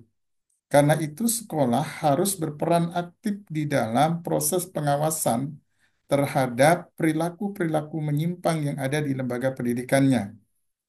Perlu digalakkan yang namanya home visit. Siapa yang bertanggung jawab melakukan home visit adalah orang-orang yang punya tanggung jawab di bidang itu. Misalnya di sekolah itu ada guru bimbingan dan konseling. Itulah yang kemudian punya peran. Nah, kami di SMK 1 coba memulai bekerja sama dengan Dinas Perlindungan Anak membuat Satgas Anti Kekerasan atau Satgas Perundungan di sekolah yang kemudian Satgas itu berfungsi untuk mendeteksi penyimpangan-penyimpangan asusila, perundungan, kekerasan yang dilakukan oleh siswa. Ini bentuk komitmen kita agar sistem pendidikan itu bisa berjalan dengan baik. Karena itu pemerintah dalam hal ini adalah Dinas Pendidikan, kemudian sekolah harus berperan dalam memastikan bahwa ada keterlindungan, ada kenyamanan anak belajar di lembaga pendidikan. Yang kedua adalah yang bertanggung jawab terhadap kualitas pendidikan kita itu adalah sektor masyarakat. Di masyarakat itu banyak tokoh yang punya peran untuk kemudian memberikan controlling terhadap kualitas pendidikan. Katakan adalah tokoh agama, tokoh pemuda, tokoh budayawan maupun yang lainnya. Yang tentunya semua itu diminta peran sertanya dalam memberikan masukan-masukan terhadap peningkatan kualitas-kualitas pendidikan.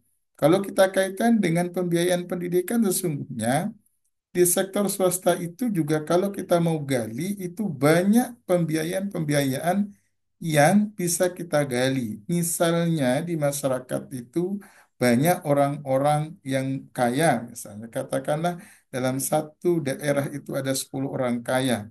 10 orang kaya itu kita minta menyumbang 1 miliar, maka 10 miliar dalam setahun yang bisa kita kelola untuk memperbaiki kualitas pendidikan kita, apalagi berkaitan dengan kalau alasannya misalnya terjadi tadi asusila itu adalah yatim piatu dan lain sebagainya. Nah, ini yang potensi ini yang kemudian tidak kita lakukan. Ada pembiaran dari sektor masyarakat. Masyarakat tidak acuh, tidak acuh, tidak mau berapa namanya berkontribusi untuk memberikan pengawasan. Kalau masyarakat itu mau berkolaborasi dengan pemerintah dalam hal ini sekolah, maka tentu pengawasan-pengawasan itu akan bisa kita lakukan dan akan mungkin meminimalisir terjadinya tindak-tindak asusila yang kita sebutkan. Contoh sektor terkecil di masyarakat itu kan orang tua. Orang tua punya peran yang sangat sentral dalam mengerim pergaulan-pergaulan anaknya, baik ketika dia di saat di dalam rumah maupun di di di luar rumah. Itu yang kedua, Bapak Ibu, yang menjadi penyebab kenapa kemudian terjadi sengkarut pendidikan kita selama ini. Kemudian yang ketiga, Bapak Ibu, segitiga pendidikan itu adalah terkait dengan sektor dunia usaha dan dunia industri. Dunia usaha, dunia industri harus berperan dalam meningkatkan kualitas pendidikan yang ada di sekitar wilayah dunia usaha dan industri itu beroperasi. Ada hak yang dilindungi oleh undang-undang, ada kewajiban perusahaan untuk kemudian ada proses pengimbasan. Sebagaimana contoh kami di SMK 1 itu melakukan kerjasama dengan beberapa dunia usaha dan industri. Semisal kami bekerja sama dengan PT Pama, kami bekerja sama dengan PT KPC, kemudian PT MKN, dan beberapa perusahaan-perusahaan yang terlibat yang sesuai dengan kejuruan yang ada di kami. Bentuk kerjasamanya adalah guru tamu. Sehingga nanti orang-orang praktisi perusahaan itu diberikan kesempatan sebulan sekali atau sebulan 2 kali mengajar di sekolah terkait dengan bagaimana sih kualitas yang diharapkan di perusahaan. Sehingga nanti soft skill atau keterampilan yang diinginkan oleh perusahaan itu paling tidak anak mendapatkan soft skillnya tersebut. Sehingga nanti ketika anak melamar di perusahaan tersebut, otomatis mereka bisa bersaing dengan alumni-alumni di luar lembaga pendidikan itu.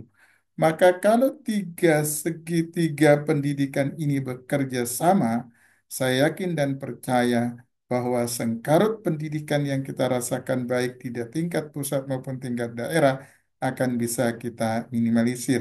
Karena sesungguhnya pendidikan itu adalah sebagai sebuah sistem sosial. Nah, itu pesan moralnya pertama Bapak Ibu. Nah, kemudian kalau kita berbicara tentang sistem sosial, bahwa sistem sosial itu sesungguhnya akan mengikat seluruh individu. Karena di dalam sistem sosial itu ada aktor individu. Aktor individu inilah yang kemudian berperan dalam menyukseskan setiap kegiatan dalam sistem sosial tersebut. Aktor individu ini kemudian berinteraksi antara satu individu dengan individu yang lain, membuat sebuah entitas atau komunitas, apapun namanya itu, baik itu entitas yang skupnya kecil sampai entitas yang skupnya besar, kemudian mereka dikumpulkan oleh satu semangat untuk mewujudkan satu tujuan bersama.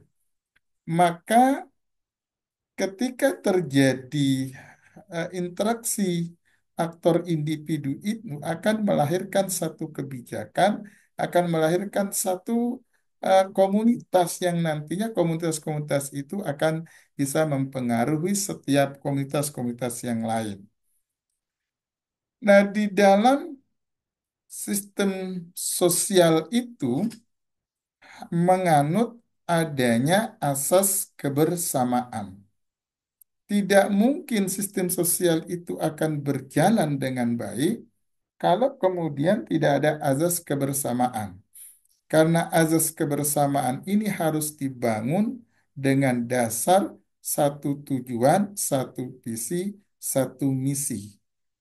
Ketika adanya kesatuan visi misi, maka akan terbentuklah yang namanya entitas sosial tersebut. Dan yang kedua, Bapak Ibu, yang perlu juga digarisbawahi dalam sistem sosial itu adanya berlaku norma. Nah, ini yang paling penting. Norma atau culture itu harus berlaku di dalam entitas sosial tersebut. Maka sebagai seorang yang beragama, tentu norma yang paling tertinggi yang harus kita anut adalah norma agama sebagai pegangan utama. Kemudian di bawahnya adalah norma hukum, kemudian norma asusila, kemudian norma adat istiadat dan lain sebagainya. Kenapa kemudian kasus asusila itu terjadi? Boleh jadi pemahaman-pemahaman tentang norma agama yang dimiliki oleh segelintir oknum pelaku itu, baik itu siswa maupun guru itu, tidaklah pada tahap sampai pada bagaimana dia menyerapi tentang norma agama dan seterusnya.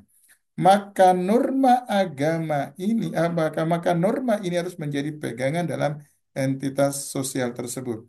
Karena norma ini yang kemudian akan mengikat mereka dalam satu kesepakatan bahwa siapapun yang melanggar norma itu, maka tentu mereka akan mendapatkan konsekuensi dari pelanggaran norma itu. Entah mereka akan dikeluarkan dari entitas sosial itu, atau kemudian melakukan apa namanya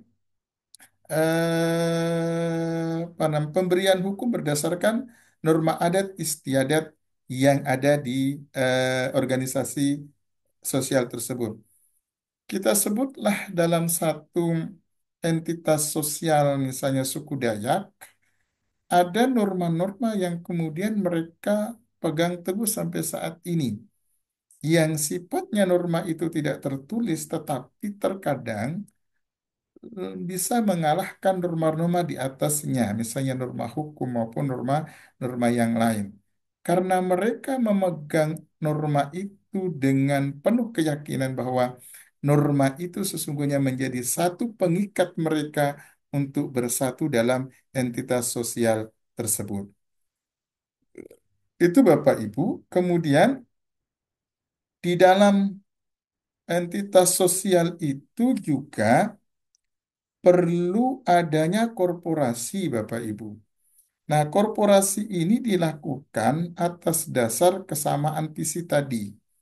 Tidak mungkin orang akan menisbahkan dirinya dalam sistem sosial itu atau entitas sosial itu kalau kemudian tidak ada kesamaan visi dan misi. Maka korporasi tadi perlu dilakukan. Di awal tadi sudah saya berikan ilustrasi ada tiga segi pendidikan yang bertanggung jawab terhadap kualitas pendidikan. Maka ketiganya menjadi entitas sosial yang harus melakukan korporasi untuk mencapai tujuan pendidikan nasional Indonesia yang tentunya tadi sudah disampaikan tertuang dalam Undang-Undang Nomor 20 Tahun 2003 tentang Sistem Pendidikan Nasional. Maka ini tidak boleh diabaikan oleh Bapak Ibu terkait dengan korporasi ini. Nah, korporasi itu harus dilakukan dengan berbagai macam lini, dengan berbagai macam sektor atau lini. Tidak boleh kemudian korporasi itu hanya dilakukan dengan sepihak. Artinya bahwa dalam korporasi kerjasama itu haruslah dilakukan atas azas kebermanfaatan. Bahwa ketika sekolah itu atau entitas itu atau sistem sosial itu melakukan korporasi dengan sistem sosial yang lain, ada keuntungan yang mereka dapatkan dari proses korporasi itu. Tidak hanya sekedar korporasi di atas kertas, tapi ada dampak yang mereka dapatkan dari proses korporasi atau kerjasama itu. Nah, Bapak Ibu, berbicara tentang entitas sosial atau apa namanya sistem sosial itu, maka dalam sistem sosial itu kepercayaan dan pengetahuan itu menjadi hal yang harus dominan. Bahwa orang yang terlibat dalam entitas sosial haruslah punya kepercayaan dan keyakinan serta pengetahuan tentang entitasnya itu. Kalau ini kita kaitkan dengan pendidikan sebagai sebuah sistem, maka orang-orang yang terlibat dalam pendidikan itu haruslah yakin dan percaya bahwa lembaga-lembaga pendidikan yang mereka kelola nantinya akan memberikan azas kebermanfaatan. Dan yang kedua tentu haruslah stakeholder yang ada di lembaga pendidikan itu memiliki pengetahuan yang cukup yang disebut dengan kompetensi maupun skill yang lain.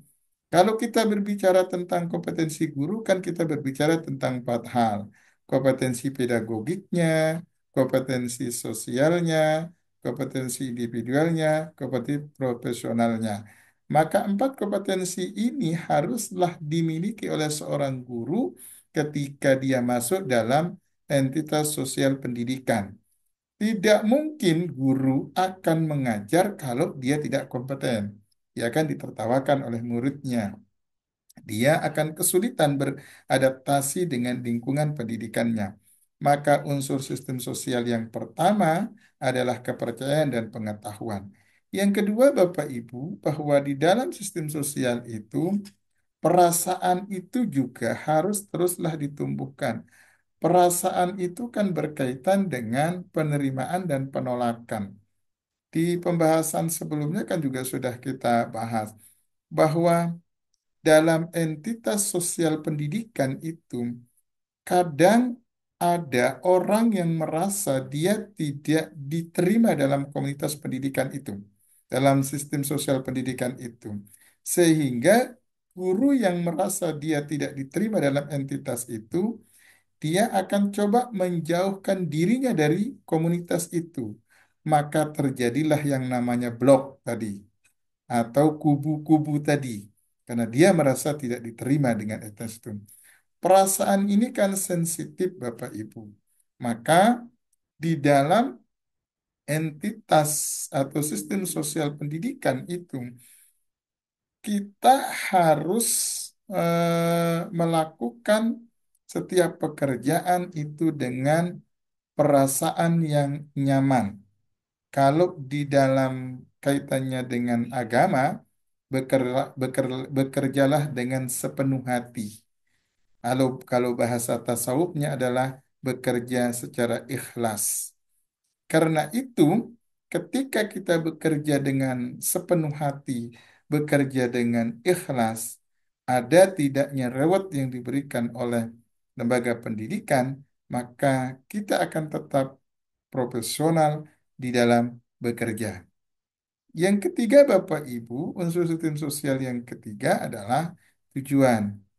tujuan ini berkaitan dengan cara pandang kita. Apa sih yang ingin kita capai dari kita berkumpul dalam entitas sosial tersebut? Kalau kita kaitkan dengan pendidikan, maka tujuan pendidikannya apa? Kan sudah dibuatkan tujuan pendidikan nasional. Kemudian nanti akan diturunkan dalam tujuan pendidikan lembaga pendidikan itu atau sekolah yang termuat dalam visi dan misi. Misalnya, menjadi lembaga pendidikan kejuruan yang berdaya saing pada tahun 2045. Maka tentu tujuan itu harus tertuang dalam visi dengan misinya. Dan itulah yang kemudian menjadi fokus dari seluruh stakeholder yang ada di lembaga pendidikan itu untuk kemudian mencapai menghasilkan tujuan yang sudah direncanakan di dalam visi dengan misi. Kemudian yang keempat, Bapak Ibu, norma. Norma, kaidah, peraturan sosial itu penting.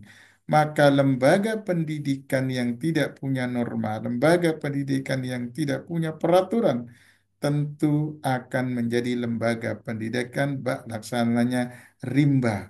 Siapa yang kuat, dia yang akan berkuasa. Karena itu norma atau peraturan itu haruslah dibuat bersama, duduk bersama, tidak boleh di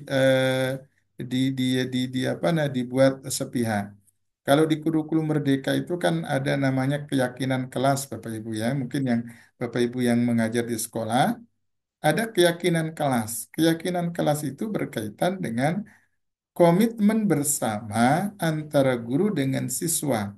Apa yang boleh, apa yang tidak boleh dilakukan ketika proses pembelajaran dilakukan di dalam kelas. Maka norma ini Bapak Ibu haruslah mengikat. Dan norma-norma yang sudah dibuat berdasarkan kesepakatan bersama tentu haruslah ditaati oleh seluruh stakeholder yang ada di entitas sosial tersebut atau di lembaga pendidikan tersebut. Kemudian Bapak Ibu selanjutnya unsur sistem sosial adalah kedudukan atau status dan peran. Semua punya kedudukan yang berbeda, punya peran yang berbeda. Karena itu tidak boleh ada dua matahari kembar dalam entitas sosial. Tidak boleh ada dua kepemimpinan. Karena kalau ada dua kepemimpinan akan terjadi konflik. Kalau saya boleh berasumsi bahwa kenapa kemudian terjadi konflik yang sebagaimana disebutkan Pak Soekarni tadi di SMA Melati ya, yang dari asumsi saya karena memang terjadi dua matahari kembar. Ada dua kepemimpinan yang dominan, baik di yayasannya maupun di pemerintahannya. Maka semua punya kedudukan, status, dan peran. Kita ini sesungguhnya memegang peran masing-masing. Kalau kita kaitkan dengan sistem sosial di lembaga pendidikan, ada kepala sekolah, ada wakil-wakilnya, ada gurunya, ada TU-nya, ada cleaning service-nya, ada sapamnya, maupun yang lainnya. Mereka punya peran masing-masing. Karena itu, ketika orang melaksanakan sesuai dengan kedudukan dan perannya, insya Allah tidak akan terjadi yang namanya gesekan tersebut. Kemudian Bapak Ibu, kekuasaan juga ada di dalam sistem sosial. Kekuasaan ini berkaitan dengan pengambilan kebijakan. Bahwa yang berhak melakukan pengambilan kebijakan adalah tentunya top leadernya, pimpinan tertingginya. Di sekolah siapa? Di sistem sosial sekolah siapa? Ya kepala sekolah yang punya hak melakukan apa namanya pengambilan keputusan. Kepala sekolah boleh mengambil keputusan yang sifatnya ekstrim ketika itu harus diambil. Makanya dalam proses pengambilan keputusan itu oleh kepala sekolah, dia apa namanya ada kekuasaan melekat pada dirinya. Ada hak otoritasi pada dirinya. Yang boleh mengambil kebijakan itu adalah kepala sekolah. Kemudian sanksi. Dalam entitas sosial atau sistem sosial lembaga pendidikan, bahwa sanksi itu perlu dilakukan. Siapa yang bersalah, maka tentu harus diberikan sanksi. Tidak boleh kemudian ya dibiarkan begitu saja mentang-mentang yang bersalah itu keponakan, mentang-mentang yang bersalah itu adalah adik ipar maupun adik kandung dan keluarga yang lain, ia tidak diberikan sanksi. Maka reward kemudian punishment itu harus dilakukan dalam sistem sosial pendidikan itu. Ini penting dilakukan oleh Bapak Ibu, karena sanksi ini adalah sebagai bentuk komitmen dari adanya apa namanya kaidah norma tadi. Kan tadi sudah dibuatkan kaidah, sudah dibuatkan norma, sudah dibuatkan peraturan. Barang siapa yang melanggar A, B, C, D, dan seterusnya, maka sanksinya satu, sanksi ringan, sanksi sedang, sanksi berat. Dalam proses pemberian sanksi itu, Bapak Ibu, haruslah dilakukan prosedural. Apa proseduralnya? Satu, peringatan lisan satu, peringatan lisan dua, peringatan lisan tiga. Kemudian SP1, SP2, SP3, barulah diberikan tindakan sanksi. Tidak boleh kemudian langsung diberikan tindakan sanksi tanpa ada prosedur itu. Karena kalau kita tidak melakukan proseduran, ketika yang kita sanksi itu menggugat, maka kita akan kalah di muka hukum. Kemudian fasilitas itu juga harus ada dalam sistem sistem sosial itu. Bapak Ibu, lalu apa fungsi sistem sosial kalau kita kaitkan dengan lembaga pendidikan adalah adaptation atau adaptasi. Bahwa setiap orang yang menasbihkan dirinya berkumpul dalam satu entitas sosial itu sungguhnya adalah mereka punya keinginan untuk melakukan adaptasi terhadap norma budaya iklim kerja baru. Saya sebagai seorang guru baru misalnya akan melakukan adaptasi dalam sistem sosial pendidikan baru yang tempat saya bekerja. Katakanlah saya dimutasi ke sekolah E, maka tentu saya akan melakukan proses adaptasi yang cukup panjang.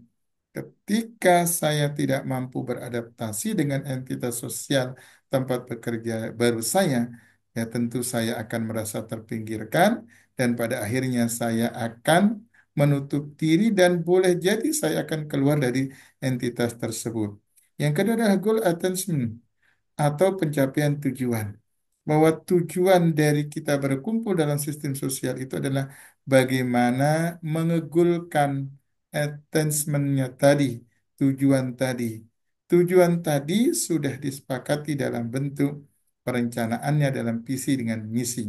Maka tentu dalam proses pencapaian tujuan itu haruslah difokuskan oleh seluruh stakeholder yang ada di entitas sosial atau di sistem sosial pendidikan tersebut. Yang ketiga kemudian fungsinya adalah integration atau integrasi. Adanya kesatuan instruksi, adanya kesatuan visi, adanya kesatuan misi. Tidak boleh kemudian dalam entitas sosial tersebut apa namanya stakeholder itu berbeda satu dengan yang lain. Dia harus terintegrasikan. Kalau bahasa militernya adalah satu komando.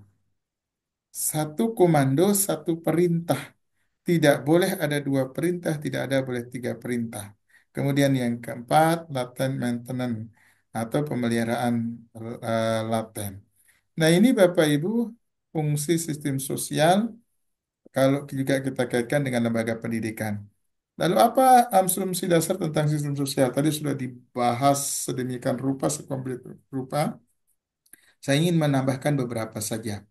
Bahwa dalam sistem sosial itu Bapak Ibu, keseluruhan sistem hidup bersama atau hidup bermasyarakat itu harus menjadi pegangan. Bahwa di dalam sistem sosial itu, kebersamaan itu adalah sebuah keniscayaan. Karena itu sebagai makhluk individu, kita juga sebagai makhluk sosial.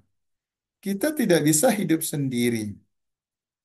Kita ini kan adalah makhluk individu, tetapi kita juga adalah makhluk sosial. Makhluk sosial itu adalah makhluk yang bermasyarakat, makhluk yang berkumpul dengan orang lain. Maka karena kita termasuk makhluk yang bermasyarakat, makhluk sosial, inilah yang menjadi dasar kenapa kemudian sistem sosial itu terbentuk dengan sendirinya. Yang kedua, bahwa sistem sosial itu terdiri dari komponen sosial dan budaya yang saling berhubungan secara teratur. Kita bisa bayangkan Bapak Ibu, dalam entitas sosial itu kan terdiri dari aktor individu yang berlatar belakang budaya berbeda. Misalnya Pak Agus Sukamto, sukunya apa? Jawa Banjar, Pak. Jawa. Misalnya Pak Soekarni. Pak Soekarni sukunya apa? Jawa kayaknya Pak Soekarni ya. Bugis itu Pak, Pak Karni. Kutai dan lain sebagainya. Kan di situ ada Jawa, Kutai, Bugis, Banjar, Lombok, Batak, Dayak, dan seluruh entitas yang lainnya. Tapi kenapa kemudian mereka bisa berkumpul dalam satu sistem sosial tersebut? Karena memang komponen budaya itu saling berhubungan satu dengan yang lainnya.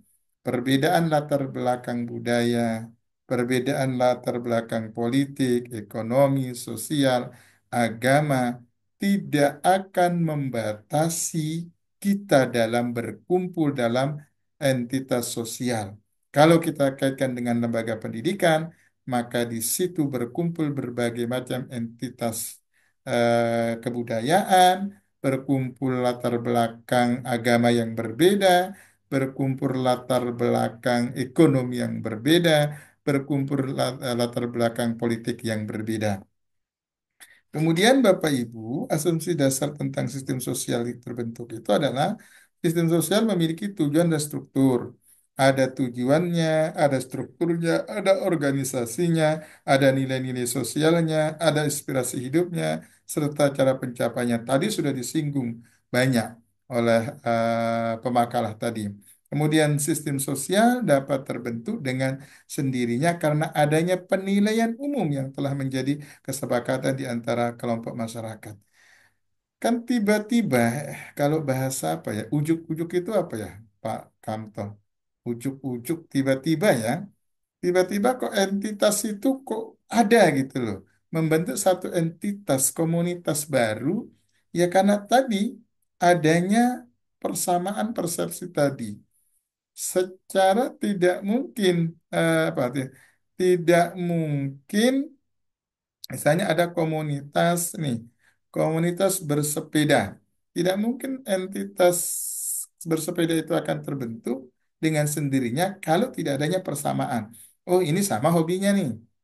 Karena yang sama hobinya, maka berkumpullah dengan yang sama hobinya. Sama dengan sistem sosial pendidikan. Tidak mungkin orang akan berkumpul dalam sistem sosial pendidikan kalau tidak sama persepsinya.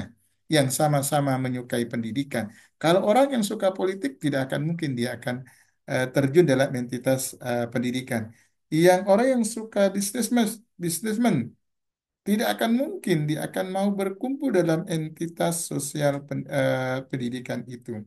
Karena itu sistem sosial dapat terbentuk dengan sendirinya karena adanya penilaian umum bahwa ketika sama persepsinya pasti akan terbentuk entitas sosial tersebut. Nah, sistem sosial Bapak Ibu juga dipengaruhi oleh ekologi, demografi, kebudayaan, kepribadian, waktu, sejarah, dan latar belakang, dan seterusnya. Bisa dibaca lah. Nah, kemudian yang terakhir Bapak Ibu, tadi juga sudah disinggung banyak. Lalu apa elemen sistem organisasi sosial?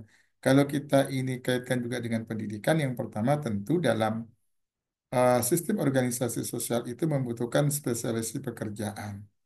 Artinya skill, keterampilan Bapak Ibu.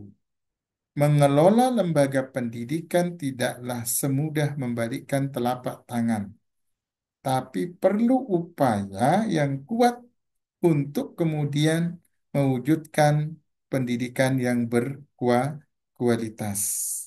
Tadi ada disinggung kalau apa namanya eh, di lembaga-lembaga pendidikan swasta itu sebenarnya lebih fleksibel Bapak Ibu mengelolanya bila dibandingkan dengan di sekolah negeri. Pengelolaan lembaga swasta itu lebih mudah apa namanya melakukan perubahan dan perbaikan yang ekstrim bila dibandingkan dengan mengelola lembaga-lembaga pendidikan yang berlabelkan negeri. Maka spesialisasi pekerjaan itu haruslah dimiliki dalam sistem organisasi sosial. Yang kedua, departementalisasi. Departementalisasi itu berkaitan dengan pembagian job, pembagian departemen-departemen, pembagian sub-subnya, siapa yang mengelola. Karena tidak mungkin eh, manajer atau kepala sekolah itu mengelola sendiri. Tapi perlu ada departementalisasinya. Siapa yang akan menangani A, siapa yang akan menangani B, siapa yang akan menangani C. Karena ini penting dilakukan. Departementalisasi itu juga akan membantu distribusi pekerjaan yang nantinya akan mudah terselesaikan sesuai dengan timing atau waktu yang sudah disepakati. Kemudian rantai komando, satu komando, satu instruksi, tidak boleh ada instruksi lain. Kalau kepala sekolah mengatakan ke depan, maka harus semuanya ke depan. Kalau kepala sekolah mengatakan ke belakang, maka harus semuanya ke belakang. Kemudian rentang kendali. Rentang kendali ini berkaitan dengan adanya apa namanya? Adanya instrumen-instrumen yang digunakan untuk melakukan quality control. Quality control itu perlu dilakukan karena quality control ini berkaitan dengan bagaimana memastikan entitas organisasi tadi, kalau kita kaitkan dengan pendidikan, bisa bertahan dan bersaing dengan lembaga-lembaga pendidikan yang lain, atau bisa bertahan dengan pesatnya perkembangan zaman, pesatnya perkembangan ilmu pengetahuan dan teknologi. Kemudian sentralisasi dan desentralisasi. Sentralisasi berkaitan dengan apa namanya pusat, kemudian desentralisasi adalah kewenangan daerah. Nah, dulu kan kita pernah merasakan bagaimana sistem pendidikan kita adalah sentralisasi. Semua yang menentukan pusat. Nah, sekarang diberikan kewenangan desentralisasi. Cuman kelemahannya desentralisasi itu kadang kebablasan.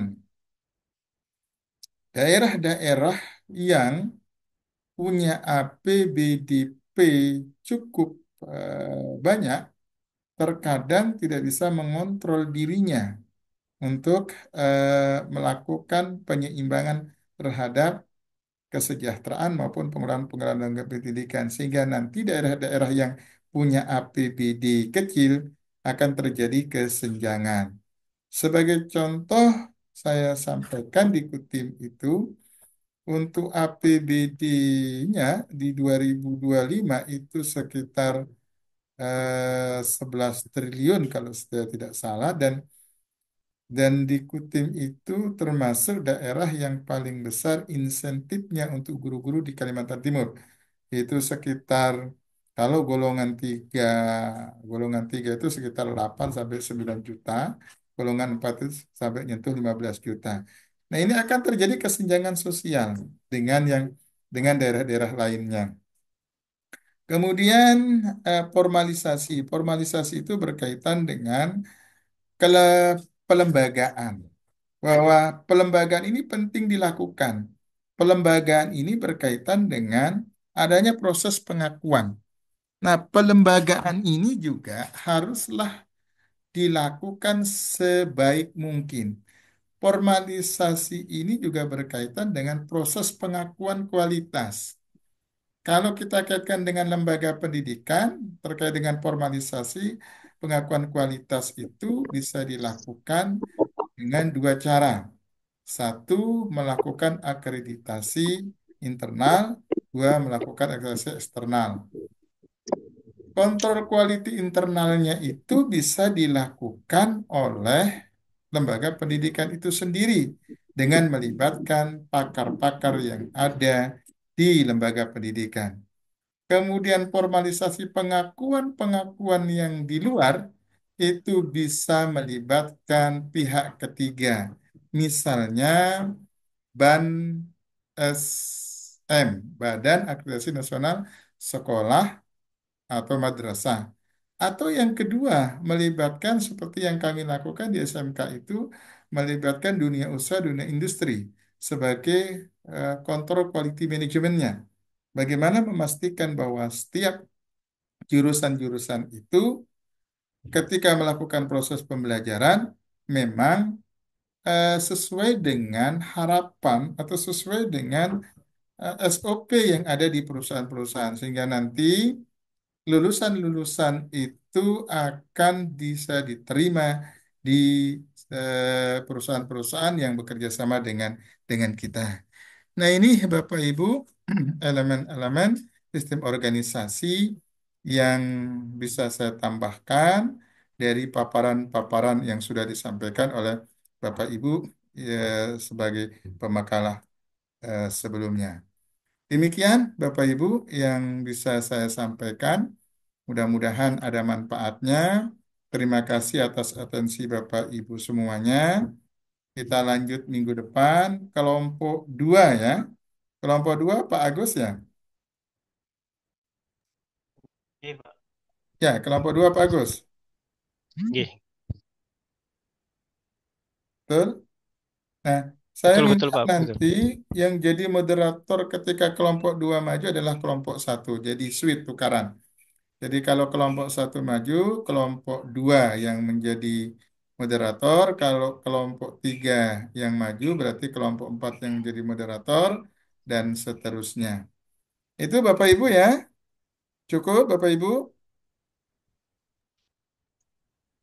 Halo? Baik, baik Pak. Oke. Baik kok, Pak. Cukup, Terima, Pak. terima kasih atas atensinya. Luar biasa diskusi hari ini. Mudah-mudahan diskusinya terus semangat, berapi-api. Terima kasih Pak Agus, Pak Sukarni, Bu Nopi, Mas Parihin. Mana Mas Parihin ini? Apakah masih ada di ruang Zoom? Ya, Pak. Siap, Pak. Ya, Mas Parihin. Saya juga Iya. tadi kaget melihat beliau. Saya kira siapa, ternyata kolega. Assalamualaikum, Pak. Beliau ini adik kelas saya waktu dia satu dulu, Bapak Ibu, Mas Parihin ini. Atau kita seangkatan mungkin Mas Parihin ya?